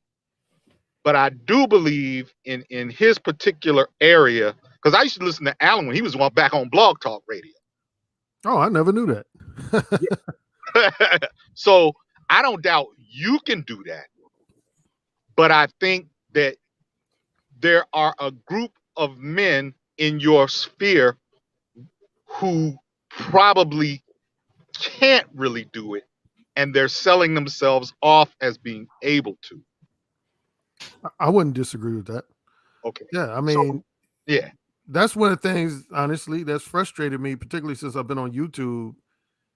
And this kind of sort of indirectly relates to, Cold Steel's appearance on Bernard's yesterday. A lot of people were just had their eyebrows raised. They were like, this guy's inexperienced with women, but yet he's up here basically trying to spit game. Well, not only do I feel that way about just a lot of guys in general, I feel that way about a lot of guys who market themselves as dating coaches. Because I can tell listening to them that their advice, if nothing else, doesn't come directly from their experiences. Like I've told this story before. I remember I had one-on-one face-to-face coaching client, and we were wrapping up, and he just kind of looked at me, and I said, "What's up?" He said, "I just want to give you your props, man." He said, "You are a very thorough dating coach," and I said, "Thank you." And then he went on to say, he said, "The reason why you're so thorough, man, is that you have an experience. You have a story for almost every piece of advice you give me. You don't just give me just blanket advice. You'll go into a detailed story of how you arrived at that piece of wisdom." And see, he said, that's what lets me know you've actually been in the trenches. I'll never forget him saying that. He said that you've actually been in the trenches. And that said, there's some guys that I listen to them again, some of these Johnny come lately type dating coaches, I listen to them talking. I'll be like, man, there was one guy, he was the most crazy. There was one guy, this guy was a Caucasian guy. He was on his channel, one of my followers pointed out. He admitted, I give him points for admitting, he admitted that he had never had a threesome, but yet he proceeded to spend 30 minutes giving guys advice on how to score a threesome. That's the type of shit you got going on today. And again, in his personal, at least I give him points for it. He was honest about saying, he said, I've never had a threesome, but I think it was either his brother or his best friend that had a handful of threesomes. So he was going on their experiences. But my attitude was, then your brother best friend should be on video giving advice, not you. So I think the thing about Cold Steel yesterday and the brother that you just mentioned, they're honest. So at least we can determine, like, okay, we understand that they have lack of experience, and we could determine if we want to, listen to their advice accordingly. There are a lot of people, in this space who are dishonest. They have the same mentality to where they want to give advice based on something that they heard other people say, or based on the life experiences of people like yourself, or even Lucario. They want to do that. And then if you ask them, they say, oh, yes, I do live that lifestyle. Just look at my pictures from, 1992. Right. So I mean, those people, Alan and Lucario, I hate to say, they ruin your brand. Like, people, because for one, since they're taking your talking points and they're reading your books, et cetera, et cetera, et cetera, they do sound like you. And if people hear them before they hear you, then they're going to be like, oh, this is just one of those guys. What did you say? Say Hey, that again. Don't be hitting the sore spot with ARC. Don't do that. Let it go. Oh, they stole my shit. No, but it's the truth, man. I gotta go on a little 60-second rant on that. I have to go on a 60, maybe. All right, go ahead. Get your 60-second rant in on that one. Then we're gonna go to. And it's gonna require me to bring up a certain get it out. Let it out. Let it out, ARC. I'm gonna bring up. I think most people know. I'm gonna bring up a certain dating coach name. But no, there's probably no one person that happened to. AMS basically took almost all of my talking points from my book, The Possibility of Sex, and presented it to his audience as if it came from his mind. But what ended up happening, like right now, I have over 300, a little over 300 Patreon subscribers. Do you know at least 1/3 of my Patreon subscribers are guys that used to exclusively follow AMS? And when I would talk to them, because when I have a new Patreon subscriber, I usually ask them, I say, how did you find me? And along with that, I'll ask them, was there anybody else you were following before you came to me? And they'll usually tell me. And anyway, they do specifically AMS. Here's what a lot of guys, I ain't talking about like 5, 6, 7, 8 guys. I'm talking about like 90 plus guys said this. They said, hey, Alan, man, I got to tell you, man, before I knew of AMS, before I knew of you, I had never heard of you. And then I found out about your book, The Possibility of Sex, and I either read the ebook or listened to the audiobook, and I was like, God damn, AMS stole all your shit, bro. And I would look like, yeah, I know. They'd be like, no, seriously, dude. Like, I'm talking like, you need to sue him, man. Everything you got in your book, The Possibility of Sex, I thought that was AMS's shit. Because I came in contact with him before you. But then I read or listened to your audiobook, The Possibility of Sex. I was like, damn, AMS just stole all this nigga shit. And I was like, yeah. I said, you ain't telling me nothing I don't know. And it's true, man. So to Game Changer's point, when he said if people listen to somebody who's copying you before you, somebody else talked about, I can't remember who it was, but it was another day who said that. He said, man, it's funny when somebody's copied you, but they listen to the copycat first, and then they think you copying the copycat. They think you copying the copycat. And that's why I had a lot of guys with me with AMS. People, before they actually bought that book, The Possibility of Sex, guys told me they thought I was copying AMS. But they saw by the copyright, that's why copyrights are important. They said, once I got your book, I saw it was copyrighted in 2012. And AMS didn't come on the scene until 2018. So I knew you didn't copy him. He was copying you. And I was like, yeah, man, welcome to my world. So anyway, I just had to go on that rant, man. I mean, with the under category of copycats, man. But yeah, that's the thing about copycat. When people listen to a copycat before the originator, they're going to think the originator is the copycat. Yeah, so there's that problem. I mean, I just wanted to talk about like people who are not really vetted. And I don't know, I doubt AMS really fall into that category. I'm not going down that, I don't want to go down that rabbit hole again because I wasn't really going in that direction. But, there are people who plagiarize others and pretend to be, that dude with no evidence, of that. And it is a bad look for the whole industry. I agree with that. Right on. Well, we got. I got to head out, Bernard, but I'm listening in the clouds. Peace, GC, peace. Thanks for coming up. We got Mr. Lucario in the building. Go ahead. You got the floor. You got the mic. Welcome back, man. Shout out to you, Bernard. Shout out to ARC Game Changer. What's up, Lucario? I don't know the dude in the middle. That is Pablo Fresco. Pablo, I got the shout name. Out to you, my brother. I think it's a good conversation, man, and I definitely agree with what ARC is saying about dudes copying this stuff and then they thinking you're copying them. Actually, there was a guy, I'm not gonna say his channel name because I'm not trying to give him any light or whatever, but there was a dude who gives dating advice, and he was literally taking my videos word for word and then just re-saying the video word for word, literally. And he did that on like maybe 6 videos until I caught it, and then somebody sent me the link, and I'm like, wait a second, this sounds just like my stuff, right? So then it got crazier to where he was actually literally taking my audios and putting it on his channel like it was him. Like he didn't even putting it on the channel. So I had to send him a cease and desist letter. And the funny part was he had a book he was selling. So in the beginning of his video, he's selling his book. But then when the intro stops, he would have his, his voice and his words, but my information. So he's basically selling a book that he made up with my work in his video. You see what I'm saying? So I'm like, that's crazy. You know what I mean? So that happens all the time. And it's crazy too, because I think what happens is that sometimes even when you point this out, right?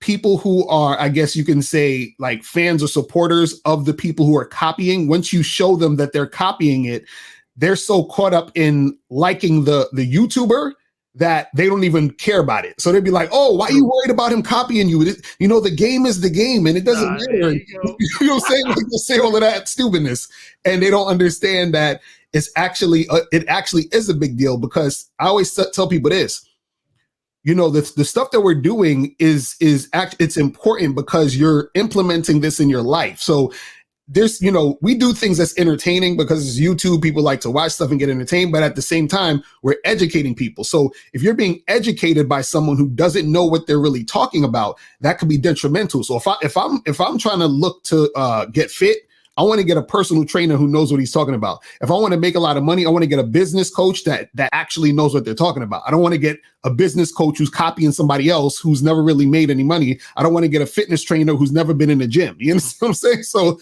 that's how I look at it like that. You know what I mean? It's crazy. Yeah, no doubt. Everything you said was valid, Lucario. Right. Yeah. Lucario, did you happen to see the show yesterday when homeboy came up and was reeling off talking points galore, and then we interrogated him and found out he was an incel, but he was reeling off dating coach talking points. Did you catch that? No, I didn't see that. That's crazy.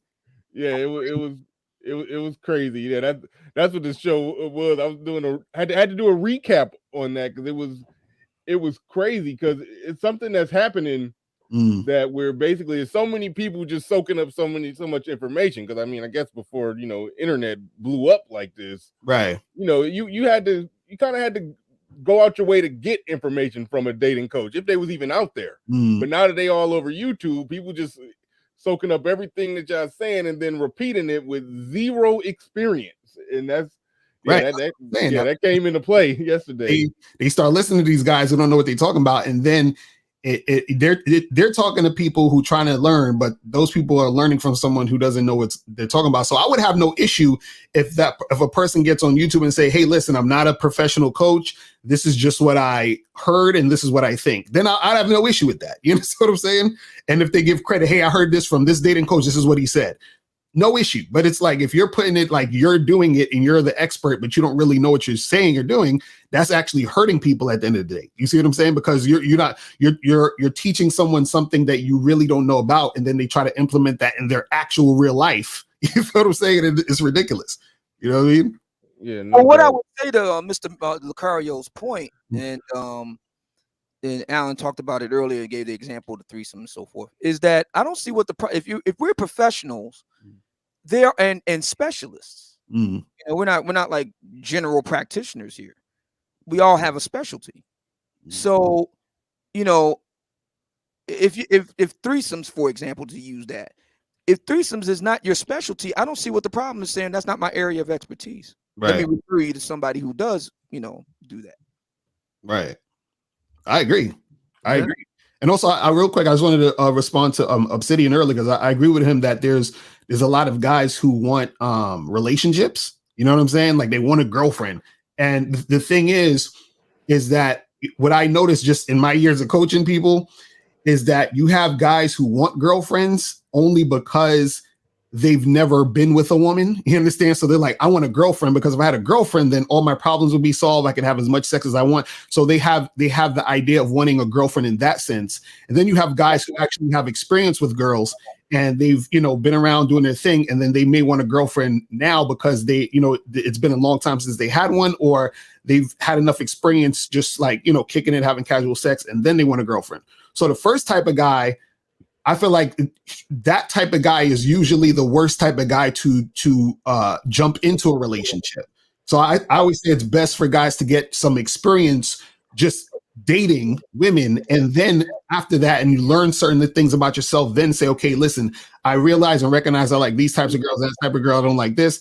And then hone in on, a particular girl if you want that. And it's not a thing where you got to be banging a whole bunch of girls. I already know guys aren't going to do that. Like most guys are not going to be at the level of like Alan Roger Curry. You know what I'm saying? Where you know what I mean? Where they have the experience that he has. We get that. But at the same time, if you're going to have a long-term relationship that's going to work, it always helps if you are a guy who has some sort of experience with women, because if you don't, sometimes what will happen is that if you're a guy who doesn't have experience, you can get a girlfriend and you can be in a relationship, but then you might be the type of guy where your woman's running the relationship. You know what I'm saying? And then you're miserable because you have no experience with women. You see what I'm saying? So Lucario at ARCs, and y'all had to look at all y'all the people that y'all have coached, would y'all say more or less they would like to have a variety of women or rotation or just have a lot of various casual sex partners? Failure to get that is almost like they just settle for some in-house pussy. It's like that's more or less what's going on. They end up settling for the in-house pussy, and then you end up having to coach them on how to manage that situation now with the girlfriend. Yeah, that happens sometimes. You know what I'm saying? And they fall short of their main goal but not just help me maintain this one chick. No, I haven't had that happen too much. But see, here's a situation that I've had happen with at least a small percentage of clients, and I'm dealing with a guy right now, and it relates to this. I uploaded this excerpt from this interview I had with this woman named Crystal on my show, The Erotic Conversationalist, which is a show that Bernard said he would never, ever, if a gun was pointed to his head, he would never. Man, you ain't. I ain't trying to hear you breathing heavy in the mic, ARC. No. I ain't trying to hear that. This relates honestly to the whole direct versus indirect argument. I got a guy, client, who by his own admission was vague and ambiguous with this woman. In other words, he was too afraid. He didn't have the balls to straight up tell her that he wanted just to have casual sex with her. And at the same time, he didn't have the balls to just mislead her and then pump her and dump her and just go ghost. He didn't have the balls to do either one of those two things. So now he's in a relationship with a woman basically that he doesn't want to be in a relationship with. And he's trying to get advice from me on how to gracefully exit out of it. And of course, I had to admonish him for how he got into it in the first place, even though that's water under the bridge now. But I was like, dude, see what happens when you're not on one? Why would you lead this woman on to believe you wanted a boyfriend-girlfriend relationship when you just really wanted it as a fuck buddy? He was like, well, I mean, like, kind of one thing led to another. We would have this good conversation. I would like, I don't know, man. I just didn't have the heart to just straight up tell her, hey, I just want you to be a fuck buddy. And now we've been in a relationship for like 9 months. And I be going to like family gatherings with her and all this stuff. And I'm miserable. But I don't want to just like, I mean, I do enjoy her company though. So I don't want to just like go ghost on her. Because I do. So I ain't going to get into details of my advice I gave him after that. But I've had a few of those type of clients, guys, as far as relationship versus casual sex, where guys found them. And this is, again, this woman I interviewed, Crystal, was actually talking about that. We were talking about direct versus indirect. I was asking her what she preferred. And she said, I like guys, when it comes to casual sex, she said, I like guys who are just really like you, Alan, just mow one straight up direct. Because she said, I don't want a guy lead me into a relationship and I'm thinking he really cares for me, but he really just trying to hit it and quit it. And then she made the comment, she said, and not only on my end, the female end, but she said, I've had a lot of male friends who basically was bullshitting a woman and they ended up in a relationship that they really didn't want to be in. You know, because of their own lies and emotional manipulation and their lack of balls and backbone, they ended up in a relationship that they really didn't want to be in. So, but yeah, definitely guys with me, most of my clients definitely between the two more so are interested in casual sex. Obsidian, what do you think about that? Because you always quote or cite the data of guys wanting a relationship. But what do you think about the concept of them stumbling, falling into the relationship by accident? They ain't even want it. They just ended up there. Yes, that can happen. Again, I cite David Buss. He talks about this in his research. There are women that can insinuate themselves into a man's life using a short-term mating opportunity and then flip it into a more longer-term one. So that does happen.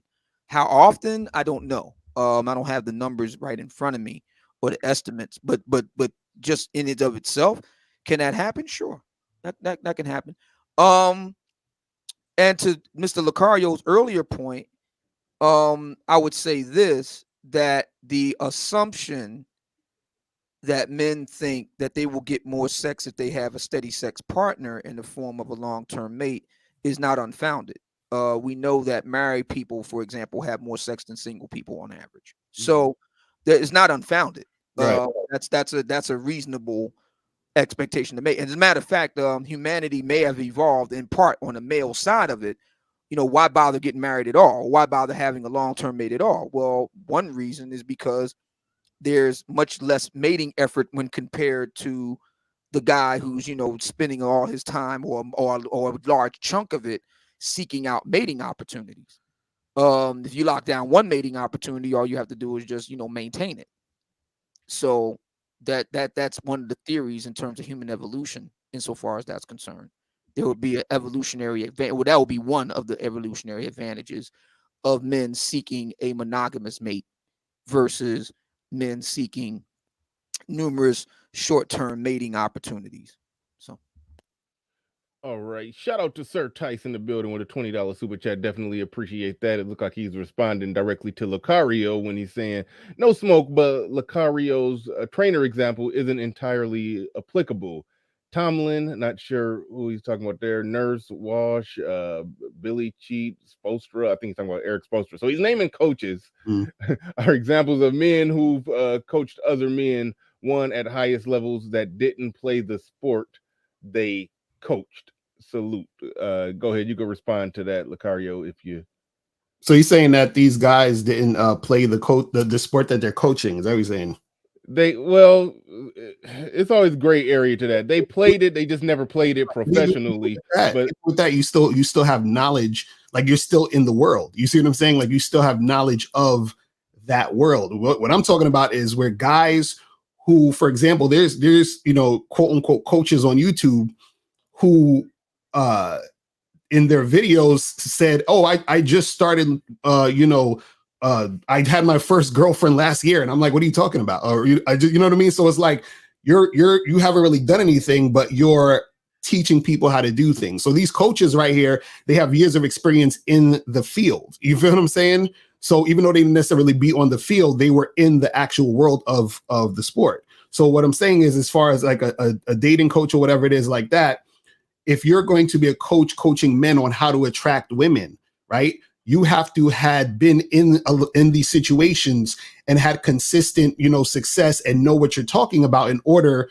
to make it happen. Because, for example, when I listen to Alan Roger Curry, it's like it's funny. Like I scratch my head how certain guys are confused by mode 1. I'm like, yo, this shit makes perfect sense to me. You know what I'm saying? Like, I'm like, but the reason why it makes perfect sense to me is because I understand the game and I've been out there and I understand women. So a lot of times what happens is the guys who don't understand it or try to like refute it or whatever, those are guys who usually don't have the experience. And that makes sense. Since they don't have the experience, they don't, it's like they almost don't believe it. They're like, this is crazy. That's not going to, you can't just tell a woman what's on your mind and be honest. Like, you know what I mean? And be upfront. They because they're not in that world, they don't understand it. And so what happens is that guys who understand game and understand different dynamics with women, we can hear another guy talking and see if he's BSing or not.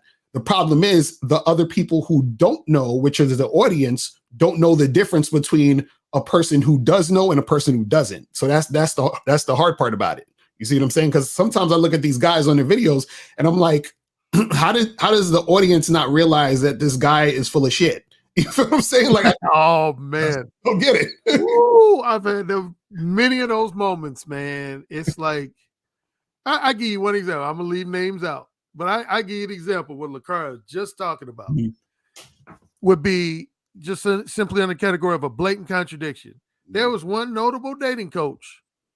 He was doing a live stream, and at one moment he said, which I say in my original Mode 1 book, so I agree with this. He said, "Don't treat any woman different. Don't put any woman on a pedestal." Which would suggest that you don't treat a 9 any different than, say, a 6. He said, don't put any woman on a pedestal. He said, you got that, fellas? And again, I agree with that because I say that in my own book about the whole pedestal thing. Right. And then about roughly 20 minutes later, in this same live stream, about 20 minutes later, he says, fellas, I'm going to just give it to you real, man. You cannot treat a 4, 5, or a 6 the same way you do an 8, 9, or a 10. You just can't do that. With an 8, 9, or a 10, you got to spend more money on them. You got to spend more time with them non-sexually. You got to take them to the best restaurants. And I'm sitting there like, nobody recognizes this blatant contradiction. Right.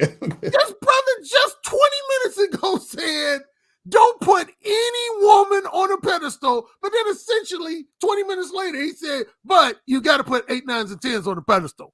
You can't treat them the same way you do. Like, he was like, with a 4, 5, 6, you ain't got to take them out on no dates. You ain't got to spend no time with them non-sexually. Yeah, those were, in so many words, he basically said, those women you could be more one with and just tell them just straight up you want to fuck them, and they probably gonna give you. But he was like, no, but if a woman's an 8, 9, or 10, you got to take them to like a 5-star restaurant. You got to buy them some materialistic gifts. You got to do this, you got to do that. And I was just, man, face palming. Like, I was more tripping not over just his contradiction, but the lack of reaction from his followers. And like, nobody was saying like, hey, don't so-and-so, ain't that contradictory to what you just said 20 minutes? Like, no, everybody was like, man, this dude is dropping gems, man. This dude is dropping gems, man. And I was just like, what the fuck? That's it's ridiculous. All right. Shout out to Platt. He says there is a dogma of men. You're not using dogma correctly. That's dogma is it's a set of beliefs. I mean, you can say there are men who hold certain views or dogma. Okay, I'm just going to read it as it says. Okay, there is a dogma of men who fail with women and men who do not. Okay, there are some men who fail with women, some men who do not. Thank you for the super chat, Platinum. Appreciate that. Also, we got Joe Abundance. That's funny. What? Joe Abundance. He has an abundance mindset. So he says he's Joe Abundance. He says, when will Lucario and ARC apologize to AM? Oh, okay. All right, I listen. Y'all can respond to that if y'all want to. I don't know what the hell to do. I have no idea what that's referring to. He's trolling. He's trolling like a motherfucker. Because I tell you, in the way that question was framed, if there's anybody who owes a body, it's reverse. Exactly. AMS owes both me and Lucario a heartfelt apology. Real talk. Now, there is a certain individual who teaches game who said, you know, he was learning game in 2019, I think, and was going to other dating coaches in around 2019, and now he's teaching game. Like, would y'all say that there's a problem with that individual? If I mean, we just talking 2 years ago, you were actively trying to get the game from somebody, meaning you didn't have it with your experience. Would y'all say that that's problematic for that person to be trying to, you know, get out there and be coaching at this point? Hell yeah, it is. I'll say it. And that's what you got in this whole YouTube world, man. You got a lot of guys out there who, yeah, they follow 2 or more different other dating coaches for a number of time, took bits and pieces of their commentary, their knowledge, wisdom, insight, advice, and then all of a sudden they turning around and now marketing themselves. And it's like, dude, what are you doing? Right. I mean, that's why when I do criticize a lot of these dating coaches, like since Lucario's up here, like, see, Lucario, man, I crossed paths with him back in 2009. Right, way back in the day. You know, you're talking about over 10 years ago. So he was a dating coach then, and there's a few others who were dating coaches, but there's a lot of other guys that are like what you described, Bernard. Because I came on YouTube in April 2017. I've seen guys. I'll just speak for myself. I ain't gonna call any of these guys by name, but I can think of at least a half a dozen guys, if not a few more, that started out just being in my comment section, saying, "Hey, Alan, that was a great video. Man, you really dropped some game, man. Wow, that was wonderful knowledge." And then like a year later, year and a half later, 2 years later, that same guy was now marketing himself as a dating coach himself. Right. I'm like, well, okay, where the fuck did that come from? How you gonna be a student of the game in 2017 and then in 2019 you're a master at teaching game? How does that even work? Right. And that's what I'm saying. I just find it funny because I remember even when I started coaching back in like 2007, 2008, there were certain things that like the only thing I was teaching was what I knew. That's it. And then if I said anything that I heard from someone who I knew was actually like more experienced than me, I would credit them all the time. So there was stuff that I learned from Alan Roger Curry, Ron Wills, Steve Dedeen, Tariq Nasheed, when Tariq Nasheed was doing certain things. And every time when I took something from them, I said, hey, so-and-so said this. You understand what I'm saying? And then I started to see it in my own life when I was going out doing what I was doing. So the problem is nowadays you have people who haven't really been out there, aren't doing anything, and taking other people's stuff and not giving anybody credit and trying to pretend that they're the ones who came up with this. You see what I'm saying? And so I feel like that right there to me is disrespectful. And the thing is that I always look at, you got to always pay homage to who came before you. You understand what I'm saying? Because if there was no Alan Roger Curry, if there was no Tariq Nasheed, if there was no Steve Dedeen, if there was no Ron Wills, there would be no Mr. Locario. You understand what I'm saying? So, but the problem is you have, a lot of these new guys out here who they'll take from you and then try to pretend you don't exist. Exactly. That's crazy. You know what I mean? Like, that's ridiculous. And matter of fact, speaking of that, and speaking in reference to you specifically, because I had at least one guy one time, he asked me, he said, Alan, I noticed you have a lot of beef with different dating coaches, but I noticed you and Locario seem like y'all ain't never had no beef. And I told him what you just said. I said, the reason I've never had beef with Locario, number one, he's been around for a while. And number two, anytime I've heard him say anything that resembled my advice, he always gave me credit. He's always given me what's known as proper credit attribution. So I said, I don't have no reason to have beef with him. I only have, when it comes to copycats, I have beef with people who copy my shit and, like Carl said, act like they didn't get it from me, act like it came from their mind. Mm-hmm. I don't mind somebody repeating or regurgitating anything I said. If they say shout out to Alan Roger Curry, I got this from Alan Roger Curry, but when guys, man, there's a lot of guys, man, they'll try to literally act like they never watched you, like they never listened to you. Mm-hmm. And it's just like, I got to tell this, it's not gonna be long. But as a young brother, ain't gonna say his name, but young brother, I was the first one, as my latest book, No Free Attention. I was the first one who came on in the manosphere talking about no free attention. Well, nobody talking. Closest thing that anybody else might have been talking about was no validation. I heard some conventional PUAs talk about but nobody was using the phrase no free attention. So a couple years ago, young brother gets on a video. He says, YouTube, fellas, get your notepads out. And I'm about to drop this new philosophy on you. It's called no free attention. Didn't mention my name at all. I wrote him. I said, young brother, man, what are you doing? And he was like, what? I said, how you going to do a video with the title No Free Attention and act like you originated that when I got a print screen of you in my comment section when I was talking about it on my channel? Mm-hmm. And see, when I brought up the print screen, he knew he couldn't deny it.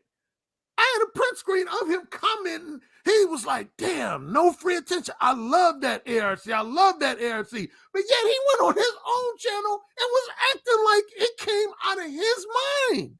Now, to his credit, he did apologize. That's where I'm going to give him credit. He immediately, he said, my bad, ARC, my bad. He said, I don't want no smoke with you. I'm sorry, man. This was me. Yeah, man. He said, I'm sorry, man. I'll change this video.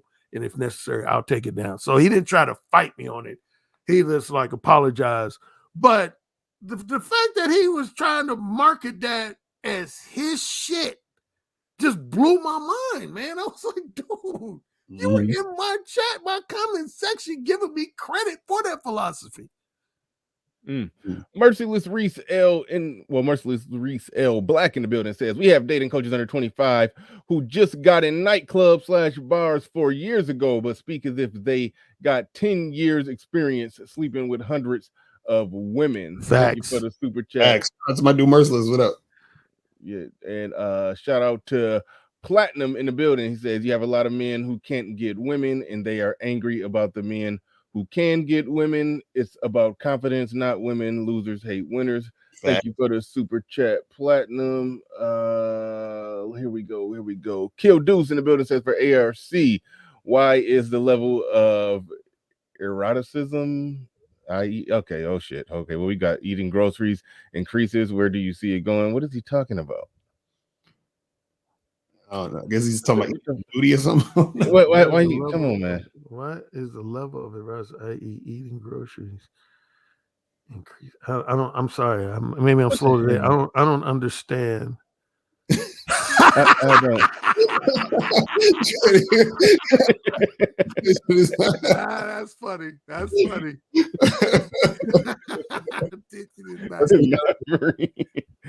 You couldn't do nothing about it. But on the real, that's how some brothers do. But not just brothers, I should say. There's what some guys will do instead of copying you like basically verbatim. What they'll do is they'll take one of your signature philosophies, signature phrases, rephrase it like this guy's lightheartedly doing, and then when you come at them, they'd be like, "Well, technically, I ain't really saying the same thing. Like you said, no free attention, but my book is called Attention Is Not Free. So technically, I'm really not plagiarizing your shit, right?" Like, see, I got this book coming out called Category 1. You got Mode 1. I got Category 1, Category 2, Category 3, and Category 4, man. Now, you can say I'm copying your shit, but, I mean, it's a different word, man. That's true. They be doing that type of shit. Oh, man. Yeah, but I didn't have the previous. I can usually kind of read through the subtext. I didn't understand what do I see eroticism increasing? I don't, and eating the groceries. I don't know what that. I don't know what he's talking about. Shout out to Pablo. Yeah, McDowell's. I see in the chair people bring it up. Yeah, that's the perfect example from Coming to America, where your boys like, we got the Big Mick. They got the Big Mac. Oh man, Pablo, you ain't said nothing in a minute, man. You got anything? Pablo, if you're still there, you got anything, Pablo? You just chilling? Yeah, I'm just chilling, soaking it all in, and I wonder what it is, and I did a whole video on this. I remember a while back, I was on Obsidian's show. The general was on there, and the general is a 30-year military veteran, right? And the topic of leadership came up, right? And so he proceeded to define what leadership was. And, the general is a high-ranking, non-commissioned officer in the most powerful military in the history of the world. And, a Negro came up there and said, well, I don't agree with your definition of leadership.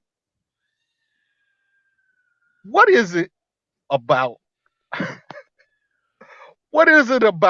our people, brothers in particular, when someone with a particular area of expertise gives us some professional advice in their particular area of expertise? I've seen them go on the lead attorney's channel, on the pocket watching with JT the accountant, and start contradicting them on accounting, tax law, divorce law in the case of the lead attorney. Well, what is it about us that make us think we can do that? Hey, that's the $1 billion question, man. I see that a lot as well, man. Some guys, I say simply, are just jealous and envious that other guys have a following that they want to have and don't. Like, you take the dating coaching thing. I've heard some guys just today, or not heard, I should say read some guys in the chat room, where at least a few guys said, hey man, Bernard, can we have enough of this whole dating coaching stuff and talk about stuff that's more relevant to the Black manosphere and that's going to improve our lives beyond dating and blah blah blah. Now here's the thing: I would divide guys with that sentiment into two categories. There's some guys that genuinely they might already have a number of casual sex lovers to their satisfaction. They might already have a girlfriend, fiance, or wife to their satisfaction. And so they don't want to hear about stuff to do with dating and relationship advice. They'd rather hear something to do with, I don't know, getting some laws changed or some other area that doesn't have to do with dating relationships. For the most part, I can respect that. I can respect that. But then you have another group of guys, and this relates to what me and Lacara were just talking about a little while ago. This is what really cracks me up. You have some guys that will say basically, hey man, I don't want to listen to Lucario and ARC, man. I don't want to listen to them dudes, man. Fuck them dudes, man. And, you know, I don't want to listen to them, man. But then they go on their channel and try to offer dating and relationship advice. Right. You know, they'll start off basically saying, I don't want to listen to an ARC. I don't want to listen to a Lucario. I'd rather Bernard have somebody else on. But then a lot of those same guys will literally go to their channel and say, hey, if you want to hook up with women, this is what you need to do, and blah, blah, blah, blah, blah. So what they're really admitting is they don't have a problem with a discussion that relates to dating and relationship advice. They're jealous that me and Lucario have more of a following than they do. Mm-hmm. They deep down, they really want to beat us. Right. And those are the guys that really crack me up, man, with these criticisms of, man, I don't know why we got to listen, why we got to come to Bernard's and listen to ARC and Lucario, but yet the next day they on their channel say, hey, fellas, you know, if you want to be better with women, here's what you need to do.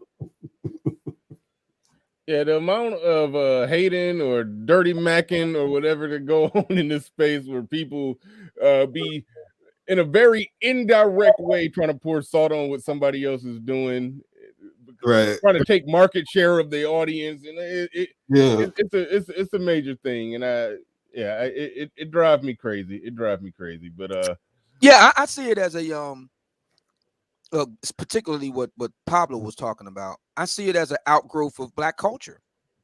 Black culture, it basically deems anything of the kind of things that he's talking about, professional expertise and stuff like that, we see that as white, and therefore no good, or hostile, or evil, or bad, or wrong.